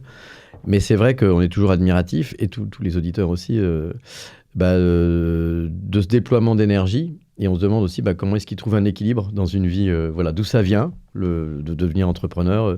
Est-ce qu'on est entrepreneur, né N-A-I-T et est-ce que, et sinon, en termes de vocation et d'alimentation permanente, comme ça, psychologiquement, etc., est-ce qu'il y a des ressorts qui font que tu arrives à durer, ou c'est juste une énergie naturelle, une combustion naturelle infinie, comme le recyclage, qui est en toi ? Écoute, moi, j'ai le sentiment déjà de venir d'une famille entrepreneur. Mon père était agent immobilier. Il avait son agence. Et ma mère travaillait avec lui, à Marseille. Et j'ai passé littéralement une énorme partie de mon enfance dans l'agence. En fait, je regarde, parce qu'il n'y avait pas de... Je sais pas, j'étais pas gardé, quoi. Donc, dès qu'on sortait de l'école, etc., on allait à l'agence. Et puis, je restais dans le bureau de mon père qui faisait des assemblées. J'ai été confronté... T'as été formé très vite. J'ai été confronté aux assemblées de syndic de copropriété extrêmement jeune. Et donc, j'étais là, au milieu des gens, des quelques collaborateurs qu'il y avait. Et puis, j'ai grandi dans ça. Et mes parents m'ont toujours parlé hyper librement de ce qu'ils savaient. Voilà. La deuxième chose, c'est que mon père peint énormément. Et c'est un artiste qui n'a jamais fait d'exposition ou de choses comme ça, mais c'est un vrai artiste. Il a une production énorme en fait, de peinture. Génial. Et je pense aussi que ça m'a confronté finalement, d'une certaine manière, à l'art très jeune, de manière pas du tout intellectuelle. On n'allait pas du tout dans les musées, etc. Mais je voyais mon père peindre et en fait, ça m'a permis d'être très, très, très décomplexé, finalement, vis-à-vis des idées, du fait que, on... De pas te censurer, ou etc. Ouais, aucune censure, être très libre, en fait. Très, très, très, très libre. Oui. Et je crois que, finalement, moi, c'est cette liberté Liberté d'avoir des idées, de les partager, de discuter, de se confronter. Savoir aussi que échouer, faire une mauvaise toile, c'est la vie normale en fait. Ça fait que je pense que j'étais beaucoup plus libre en fait en école d'ingé. Et j'ai pas retrouvé cette liberté dans les jobs que j'ai eus, dans les grosses entreprises ou banques américaines, etc., que j'ai pu faire en tant qu'étudiant. Et c'est finalement comme ça que je me suis retrouvé à dire, OK, j'ai envie de faire un projet industriel et si aucune entreprise établie en fait, me laissera le faire. Donc je vais le faire tout seul, en l'occurrence avec deux associés incroyables. Et c'est comme ça que je me suis retrouvé entrepreneur. Et si on revient sur le parcours du co-ingénieur, donc a priori dans ce que tu dis, ta famille n'est pas ingénieure, mais donc toi c'était juste parce que tu étais bon en maths ou il y a eu... tu avais une vocation, tu avais une idée qui disait, ou c'est juste un peu le parcours éducation nationale, on est bon, on a un bon bac maths, machin, etc., on fait une prépa un peu, c'est un peu les deux. Et je pense que je suis le premier ingénieur de ma famille au sens large. Je pense il y a vraiment très peu de... C'était très peu de parcours scientifique chez moi. Peut-être c'est faux, mais en tout cas, un des premiers. Mais ouais, il y a eu deux trucs. Il y a eu le parcours républicain. Clairement, j'ai eu la chance à Marseille. J'ai été collège Thiers. J'ai fait 2 ans le privé, puis je suis reparti en public. J'ai fait mon lycée à Thiers, ma prépa à Thiers. Et c'est un établissement incroyable. Tout le monde a sa chance. C'est du 100% public, niveau de fou. Mais en même temps, mixité sociale énorme avec des gens de bonne famille. Et heureusement, parce que ça apporte de l'exigence et de l'ambition. Et aussi des gens de tous milieux sociaux qui viennent là parce qu'effectivement, ils sont pas mauvais en maths. Après, moi, j'ai découvert, en fait, c'est en première, je crois, je lis un livre d'Étienne Klein. Étienne Klein, c'est un vulgarisateur scientifique. Je découvre en fait la physique. Il fait la conversation scientifique tous les 15 jours sur France Culture, qui est génial. En podcast. Et ses bouquins sont incroyables. Et là, je découvre un peu la physique. Alors après, j'attaque un bouquin de maths, puis je découvre les maths. Et là, moi, je comprends qu'effectivement, c'est ma passion. Et je pense... J'aimerais être un grand scientifique, mais je crois pas. Je crois que ma passion, c'est l'ingénierie, réellement. C'est-à-dire, finalement, prendre des choses qui existent et trouver des solutions nouvelles. Et est-ce que toi, plus jeune, si on ne rentre pas dans la psychanalyse exactement, mais est-ce que on aurait pu pressentir ce que tu allais faire? Par exemple, je sais pas, est-ce que tu as été du genre à démonter les ordinateurs ou démonter les appareils photo numériques ou je sais pas quoi pour comprendre comment ça... Pas forcément les circuits numériques, mais même les horloges de la maison. Non, mais oui, je pense parce que... Alors pareil, tu vois, c'est tout ça, c'est franchement, mes parents n'y sont pas pour rien, mais mes parents, sans aucun esprit de compétition ou quoi, mais me soutenaient énormément. Et notamment, je me souviens, à 10-11 ans, en fait, j'ai mon premier modem. Et donc, j'ai Internet à la maison. Celui qui fait le bruit. Ouais. Et qui se déconnecte quand ton frère passe un coup de fil. Exactement. Voilà. Ouais. Des larmes et des disputes familiales. Je crois que notre génération se souvient. Et donc j'ai Internet. Et moi, effectivement, je rêvais, je devais être en 5e, je rêvais de faire de l'électronique. Je ne savais pas vraiment ce que ça voulait dire, mais je rêvais de ça. Et donc, je passais mes journées sur Internet à trouver des choses à faire en électronique. Est-ce que tu as assemblé ton propre ordinateur à un moment donné ou pas? Mais je faisais des cartes à puce. J'ai assemblé des programmateurs à cartes à puce. J'ai commencé à programmer. Donc tu avais un petit appareil à souder aussi ou pour faire c'est là où donc on sortait de l'école en 5e, le mercredi après, ma mère passait me prendre. On allait au magasin d'électronique. J'imprimais les feuilles et les trucs que je trouvais sur Internet. Je comprenais pas tout. Et je donnais ça aux gars qui me préparaient des petits paquets avec des résistances, des trucs, etc. Et mes parents m'ont soutenu énormément. J'ai mis 1 an à assembler mon premier programmateur de carte à puce avec des échecs réguliers qui me rendaient fou. Je faisais des choses que je ne comprenais pas totalement. Voilà. Et pour l'histoire, ce qui est assez incroyable, c'est qu'un jour, j'écris sur un forum. Je prends une photo du truc, je suis désespéré, ça ne marche toujours pas, etc. Et c'est un gars qui était dans mon quartier, étudiant en bac pro, qui vient, j'étais mort de trouille, etc. Il vient chez moi avec un fer à souder et il m'aide à finir de monter mon premier programmateur de carte à puce. Incroyable. Parce qu'une fois que tu as le programmateur, du coup, tu peux programmer. Et c'est ça qui est incroyable. Donc en fait, ce gars, je pense que c'était le dernier coup. Tu vois, ça fait 1 an que j'allais tous les mercredis après-midi acheter des trucs, faire des montages, il n'y avait rien qui marchait, je savais pas bien faire les soudures, je comprenais pas bien, il y avait des choses un peu compliquées en fait sur l'assemblage, c'était pas aussi simple qu'aujourd'hui de suivre des tutos. Et en fait, il m'a tout réglé. Et grâce à lui, j'ai eu mon programmateur de carte à puce et j'ai pu commencer à faire de la programmation. Et c'était trop bien. Et puis au bout de 6 mois, bien sûr, j'ai fait des cartes pour le câble, pour avoir les chaînes gratuites. Ah ouais, c'était le truc de l'époque. Ah ouais. Et là, mes parents peut-être se sont dit, ah ok, c'est sympa quand même. On peut économiser. On peut continuer d'aller au magasin le mercredi après-midi lui acheter des cartes. C'est ça. Excellent. Voilà. Il y a des gens qui ont croisé ta route dans tes études ou après et qui ont été un peu comme des mentors pour toi. Ouais. Moi, j'ai eu la chance d'avoir beaucoup de... en fait, par rapport au métier qu'on faisait, des sièges d'avion ultra légers, qui économisent du carburant, même aujourd'hui, généralement, j'ai eu la chance d'être assez bien mentoré. Je pense que mon premier mentor, ça a été Christian Streff. Il y a eu un film sur sa vie, Un homme pressé. Ouais. À la fin du film, il y a quelqu'un qui vient dans le train et qui lui dit je vais créer ma boîte, est-ce que vous voulez pas m'aider? En fait, c'est nous. Mais parce que le film vient du livre et le livre raconte ça en fait. Ouais. Et oui, donc, c'est une histoire forte, toi, Christian Streff.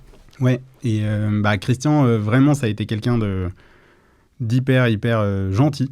Et la rencontre s'est fait comment avec lui? Est-ce qu'il a fait la même école d'ingénieur que vous? C'est ça, ouais. Il a fait l'école des mines. Et en fait, lui sortait de son AVC. Il commençait à revenir de convalescence. Et donc, il s'entraînait, il faisait des conférences, etc. C'est un battant incroyable. Non, puis ce qui est bien, c'est qu'il est témoigné là-dessus, surtout. Moi, ça m'a beaucoup touché à l'époque. Ouais, non, mais et puis il a eu des grosses séquelles au début, quoi, qu'il a surmontées. Et c'est hyper dur, c'est hyper fatigant, etc. Et donc, il a commencé à re-rentrer dans le bain, faire des conférences. Et en fait, on lui a écrit un mail. Et il nous a reçus. Et nous, on lui a écrit parce qu'il avait été président d'Airbus et qu'on faisait des sièges d'avion. Et en fait, il y avait un petit lien. Il est resté avec nous tout le temps. Il est toujours avec nous. On se voit encore tout le temps. Et il a été au board ou il a investi il a investi de l'argent, puis il est encore au conseil d'administration. D'accord. Et est-ce que vous l'aviez contacté parce qu'au départ c'est juste commercial? Simplement on s'est dit on crée une boîte de sièges d'avion. Il a été patron d'Airbus. Oui, d'accord, donc c'était une bonne opportunité. Ouais. Est-ce qu'on sait d'ailleurs, je sais pas si c'est un truc plus bien, mais quand on parle de burn-out et ça, est-ce que son AVC était lié? Moi, j'avais compris ça. Alors, à la fatigue de travail, de surchauffe, etc. Écoute, faudrait lui demander. Mais en gros, ce qu'il raconte, c'est qu'il travaillait un nombre d'heures par jour qui était vraiment spectaculaire. Il faisait des micro-siestes de 30 minutes pour compenser l'absence de sommeil et qu'il a vraiment poussé le bouchon beaucoup, beaucoup trop loin. En étant en plus un patron de monde, quoi. En allant partout. Voilà. Je posais la question parce que c'est vrai qu'on n'aborde pas beaucoup, nous, cette question-là des burn-out ou des fatigues, et ça existe chez les entrepreneurs aussi. Moi, j'en ai vu dans certaines startups, etc. Tu vois, des gens qui arrivent à la fin. Donc, c'est intéressant de se poser la question parce que c'est cette partie un peu plus perso qui nous intéresse, y compris vis-à-vis de toi. C'est comment tu trouves cet équilibre-là, toi aussi, sur le reste qui n'est pas juste le boulot ou pas. Ouais, ça pareil, je pense. Juste.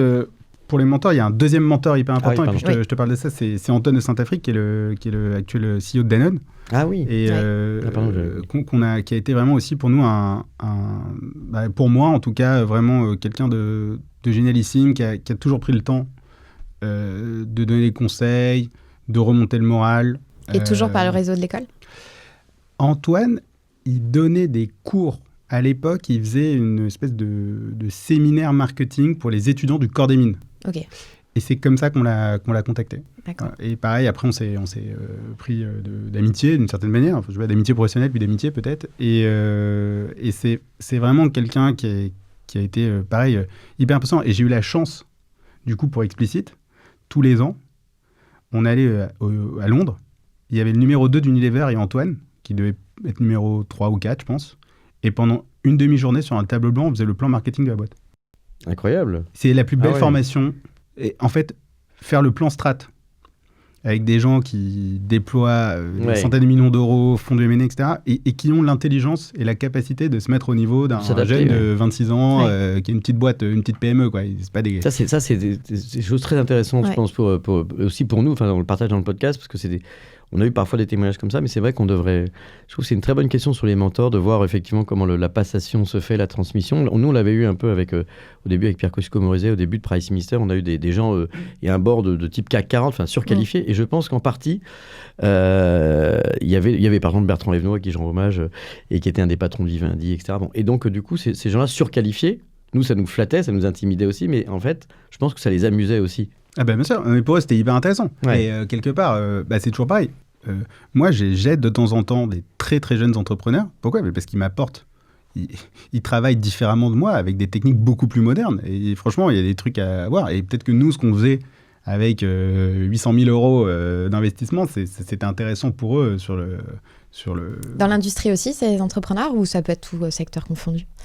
C'est-à-dire les entrepreneurs que là tu aides, qui sont tout début. Moi, j'essaie comme moi président, j'essaie de faire des choses dans lesquelles je suis capable d'aider. Donc, c'est vrai que moi, ma spécialité, c'est quand même quand les business sont un peu longs, il y a des grosses barrières à l'entrée. C'est là où j'ai de la valeur ajoutée. Donc, j'essaie d'aider des jeunes entrepreneurs dans ce milieu-là. Et donc voilà. Et en fait, pour répondre à ta question de la fatigue et du burn-out, c'est sûr que... De la gestion de l'effort, disons. Oui, c'est ça. C'est vraiment la gestion de l'effort, c'est cette capacité à gérer le marathon de la boîte. Explicit a failli être acheté par un groupe industriel. Et on a vécu 1 an de négociation, due diligence. Et c'est pareil, pendant 1 an, tu as deux startups. Tu as celle qui est en train d'être vendue, puis celle qu'il faut faire continuer de fonctionner. Et gestion de l'effort en permanence, gestion des difficultés, choix des challenges. C'est très, très difficile. Et puis, tu as des sources là-dessus, enfin, tu as des méthodes, des techniques, ou est-ce que c'est, je sais pas, le sport, la culture, ou d'autres sujets, ou associatifs, ou quoi que ce soit, ou non? Enfin, c'est juste... Non, très peu. Simplement, il y a l'entrepreneur, et puis après, il y a l'être humain. Donc moi, je porte beaucoup d'attention à essayer de mesurer un petit peu aussi mon état personnel. Il y a des périodes qui sont plus difficiles que d'autres pour plein de raisons personnelles ou simplement de vie, de couple, etc. Et moi, je fais beaucoup de ponts entre les deux. C'est-à-dire que j'essaie d'adapter mon rythme professionnel à mon rythme personnel et pas l'inverse. Ah oui. Et quand il y a des variations de mon rythme personnel, moi, j'en parle très librement avec mes équipes. Je leur dis voilà, là c'est une période qui est peut-être difficile pour moi, où je vais être moins disponible. Ça peut être un enfant malade, ça peut être un truc, parfois ça dure 2 jours. Ouais. Parfois c'est un peu plus long.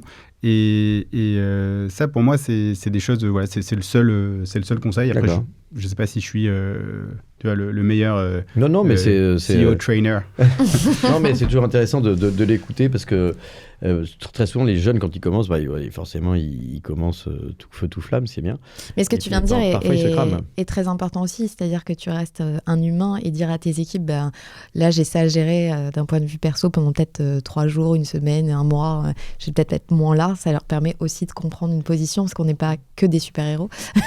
mais surtout c'est la première étape vers le réciproque. Exactement. C'est-à-dire qu'en fait, les gens ne se rendent pas compte au travail. Et je peux comprendre, parce qu'il y a beaucoup d'environnements de travail qui peuvent être toxiques. Mais en fait, pouvoir dire à son équipe ou à son manager, écoute, j'ai un problème. Donc en fait, en ce moment, à cause de ce problème, qui peut être la maladie d'un proche, un problème, un chagrin. Je veux dire... ça joue sur ouais, on a tous eu des chagrins. Juste un chagrin, déjà. Simplement, sans rentrer dans les détails.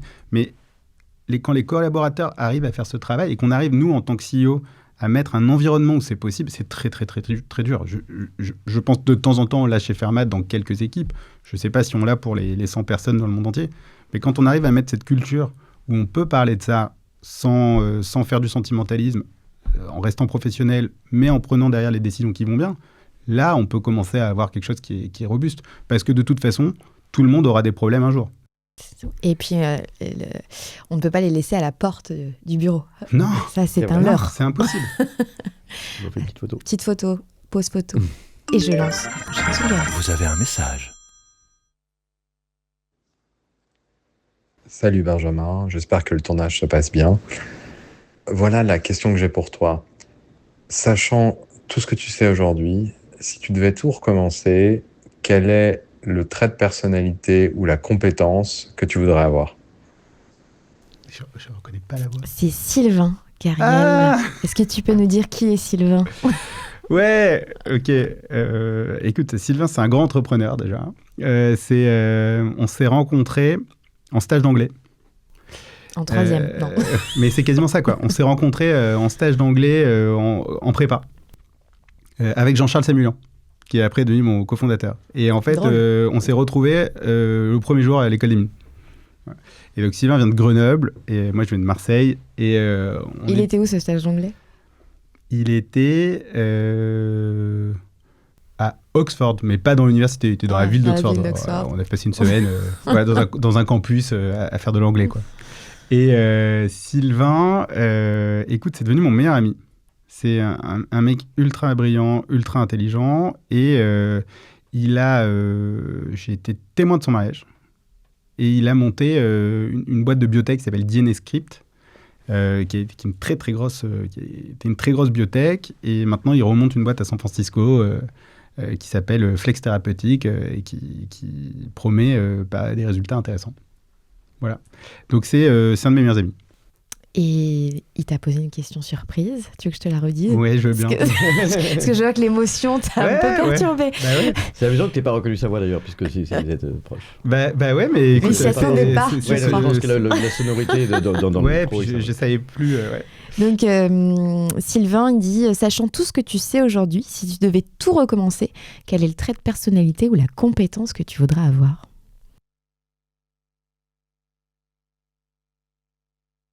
Je pense que vraiment, en termes de management, j'aurais aimé être beaucoup plus mature. En fait, j'ai créé ma première boîte en sortant d'école. Et finalement, j'avais travaillé qu'en stage dans des boîtes qui ne sont pas hyper réputées pour leur management non plus. Et banque d'affaires, management zéro, grosse boîte française, mais en Asie, etc. Donc des milieux très particuliers, d'expats, etc. Donc j'avais assez peu été formé à la chose. Et j'aurais vraiment aimé avoir finalement les 10 ou 15 ans d'expérience que j'ai développées dès le début, quoi. T'as fait des erreurs là-dessus ? Mais des centaines. On a perdu des collaborateurs qui étaient hyper brillants. Alors, on n'a pas fait que des erreurs. Pour une raison très simple, le CEO d'Explicit, c'est le 3e employé. Oui. Le CTO, c'est le 4e employé. Il a commencé en stage chez nous. Des gens qui sont restés plus de 10 ans, qui derrière avaient... j'ai laissé la boîte aussi parce qu'ils étaient prêts à faire mieux que moi. Et ils l'ont fait. Donc, je veux dire, voilà, on a formé des générations d'ingés. Il y a des directeurs d'innovation de TI françaises qui sont passés par Explicit. Il y a un gars qui fait une boîte de space tech avec des carburants d'avion, de fusées spatiales incroyables. Enfin, Explicit a été un laboratoire parce que c'était une des seules et premières deep tech françaises qui a été vraiment incroyable sur le plan humain. Mais qu'est-ce qu'on a fait comme erreur ? Gestion humaine en interne et en externe, c'est-à-dire aussi la gestion humaine des clients. Nous, Explicit, j'ai mis des années à comprendre que c'était pas qu'une offre et une demande. Tu vois, il y a tout un processus à respecter, ce que c'est qu'une grosse boîte, une qualification, etc. Et donc, j'aurais aimé être un bon manager dès le début. Day one. Dès day one, ouais. Mais on sent que humainement, la question te préoccupe, enfin, t'intéresse, etc. Donc forcément, à mon avis, enfin, de l'expérience que j'ai avec mes quelques poils blancs, je pense que tu as eu une courbe d'apprentissage importante. On voit la façon dont tu parles après du management, de la relation humaine, mais aussi du coup de l'efficacité, en mélangeant une dimension humaine, mais quand même pragmatique pour les investisseurs, etc. Je pense que tu es sur la bonne voie. Écoute, merci, j'espère. En tout cas, c'est un but sans fin, c'est très difficile. C'est très intéressant dans l'industrie parce que tu travailles aussi avec des milieux d'éducation complètement différents. Tu es vraiment dans le grand écart. Ouais. Tu vois, il faut gérer ce grand écart. Donc, c'est vraiment plein de facettes. Mais j'espère, en tout cas, j'espère progresser. Et effectivement, je pense que c'est intéressant pour les entrepreneurs qui nous écoutent effectivement de partager que c'est un des vecteurs de réussite les plus importants quand même, les équipes qui travaillent avec soi. Mais dans l'univers des CEO en général, enfin, ou même des startups, et sans citer de nom, il y a quand même aussi un certain nombre de gens que moi j'appelle les monstres froids, qui ne veut pas dire qu'ils ne sont pas efficaces, et ils peuvent plaire aussi aux investisseurs, très analytiques, etc., ce que tu es forcément quand tu as fait des maths, et qui finalement, avec un tel pragmatisme que la dimension humaine peut... juste leur échapper. C'est pas forcément des sociopathes, mais il y a cette caractéristique qui existe assez souvent. et donc qui n'est pas forcément durable, honnêtement. Enfin, dans la durabilité au sens humain, social. Après, ce qu'on ne sait pas faire, il faut le recruter, quoi. De toute façon, on ne sait pas. Mais il faut avoir conscience de ce qu'on ne sait pas faire. I know what I don't know. Ça, c'est un truc très important, comme tu sais, en tech aussi, pour les ingénieurs, etc. Mais en général aussi, reconnaître ses limites. Et on n'a peut-être pas le temps, mais ça m'intéresserait de savoir si aujourd'hui tu dis que tu as fait faire, ou tu as laissé finalement sur ta précédente entreprise les rênes à des gens qui pourraient mieux le faire. Est-ce que là, toi, tu vois les limites que tu as aujourd'hui ou pas? Et c'est peut-être pas le bon moment pour en parler, où tu te dis, ça, je ne saurais pas le faire, tel déploiement ou tel aspect de la croissance de Fermat.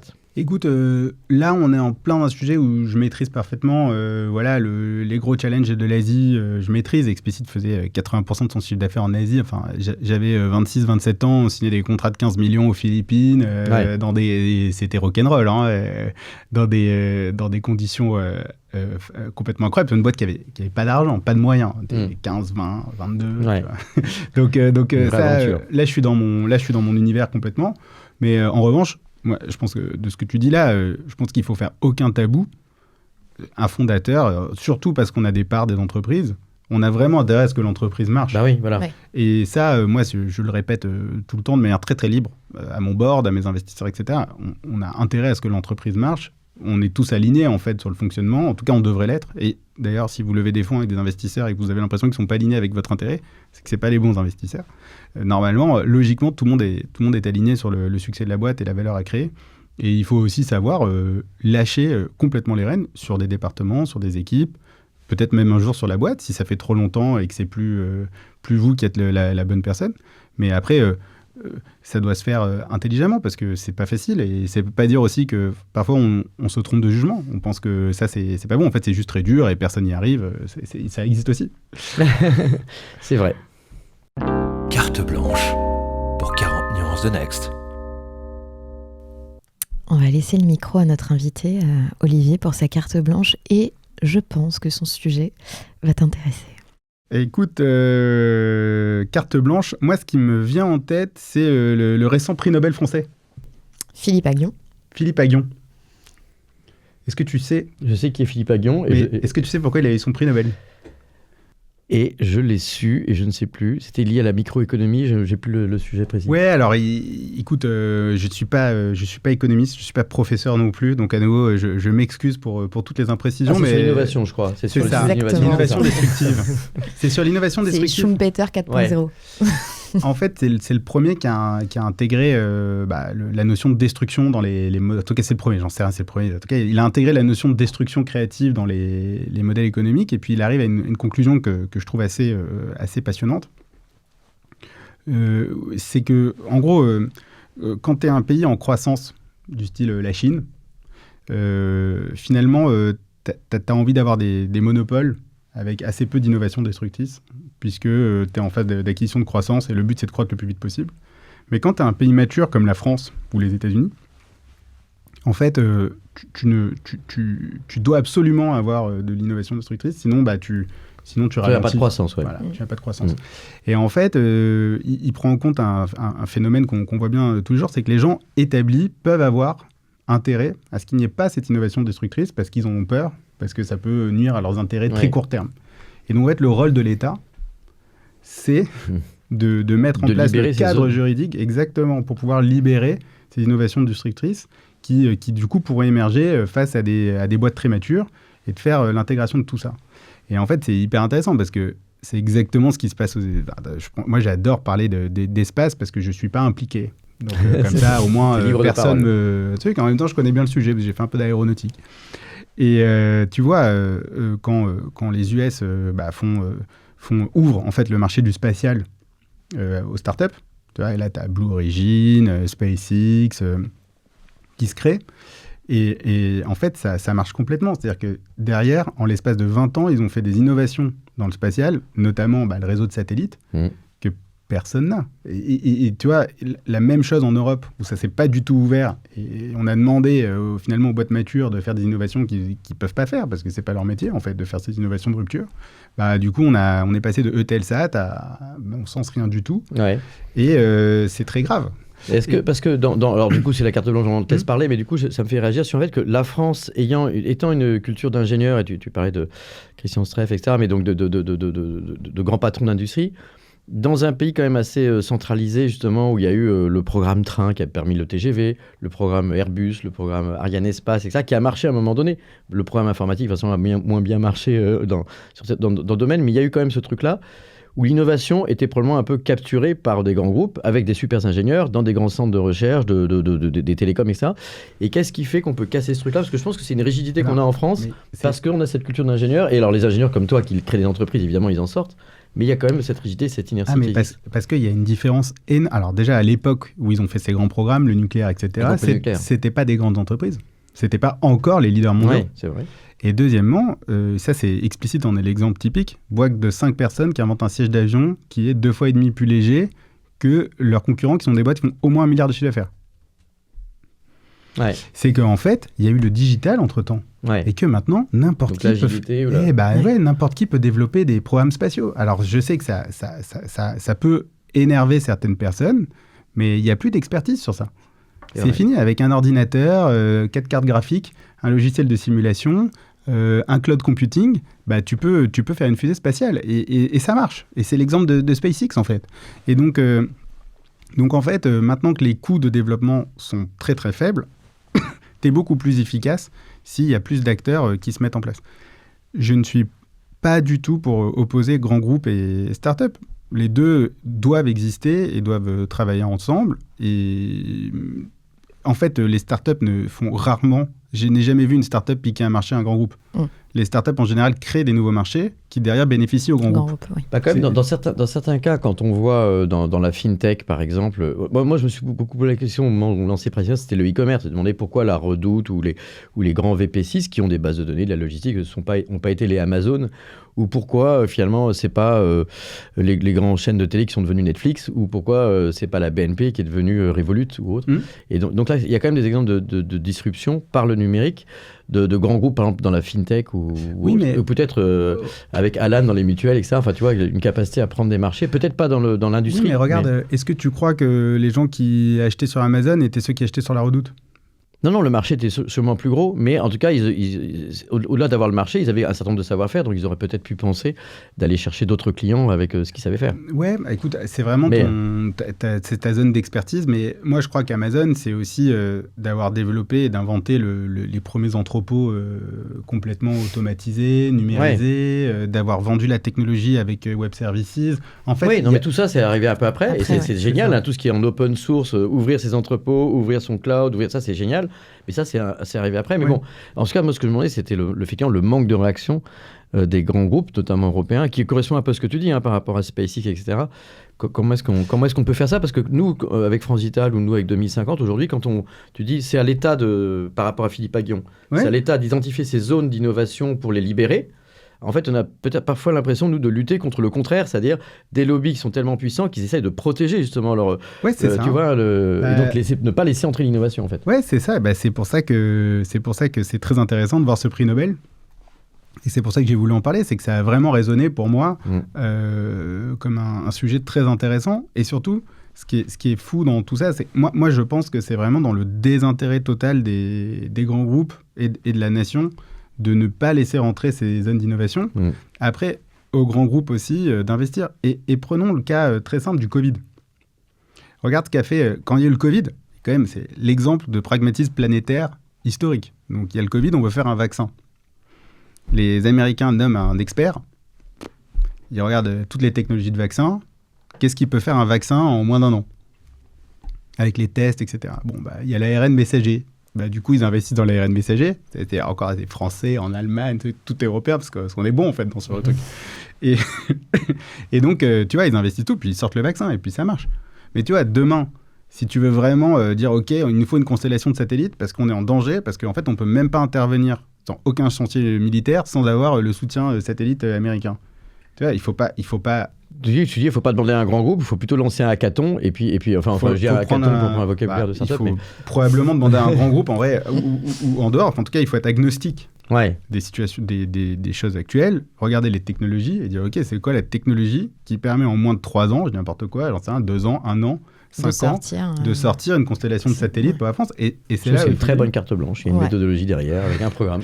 Et ça, le pragmatisme. Il y a Philippe Aghion, mais derrière, il y a un call to action. Et ça, du coup, Philippe Aghion, il a l'intérêt d'avoir théorisé ça et d'expliquer que c'est vraiment intéressant. Quoi. Et j'espère qu'on va prendre ce type de... Voilà ta prochaine lecture, Olivier. Oui, on l'a pu le rencontrer parce qu'on lui a fait... Tu étais au France Digital Day, il était face à Zuckman, donc sur des sujets... c'est intéressant de voir deux qui sont chacun avec leur truc différent, un plutôt dans le vie de l'entreprise et l'autre plutôt un petit peu, disons, dogmatique sur le cadre fiscal. Donc c'est génial. C'était génial comme débat à France Digital. On arrive à la dernière rubrique.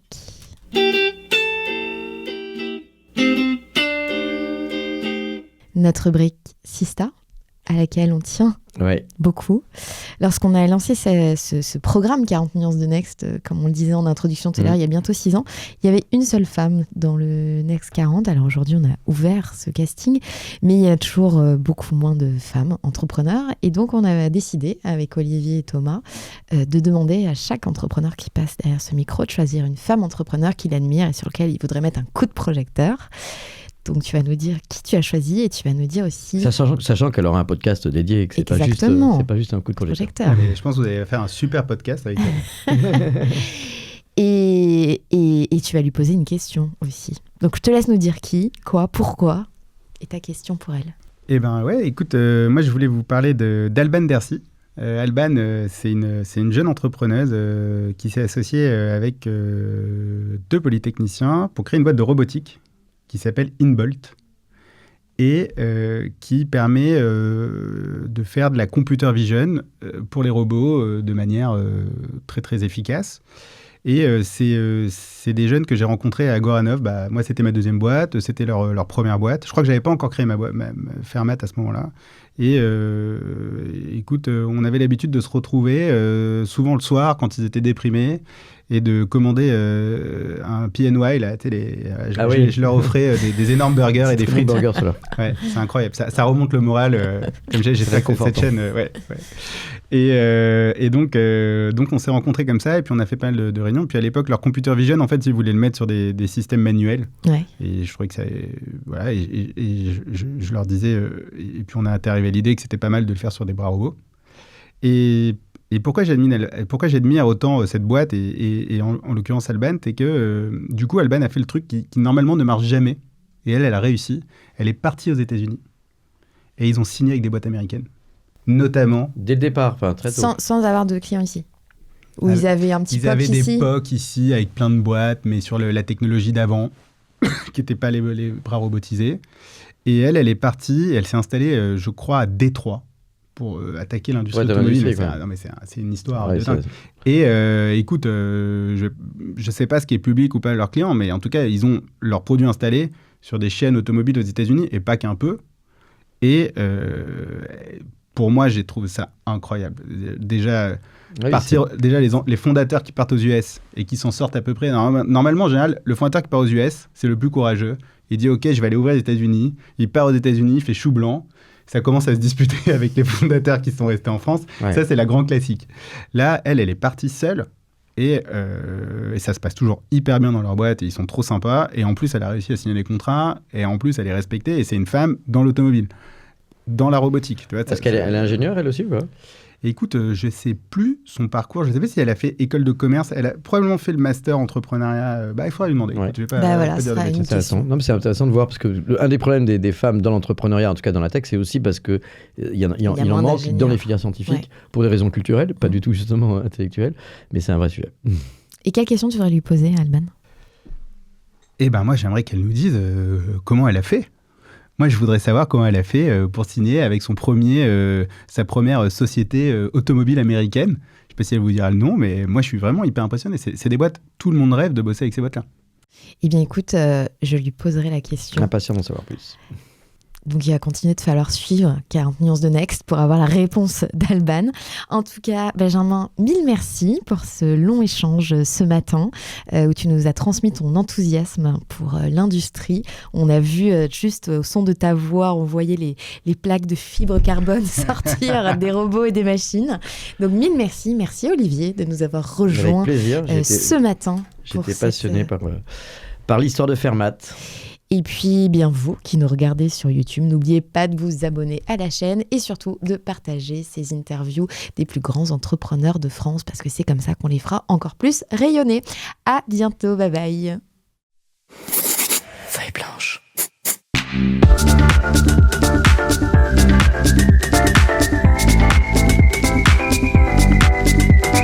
40 nuances de Next.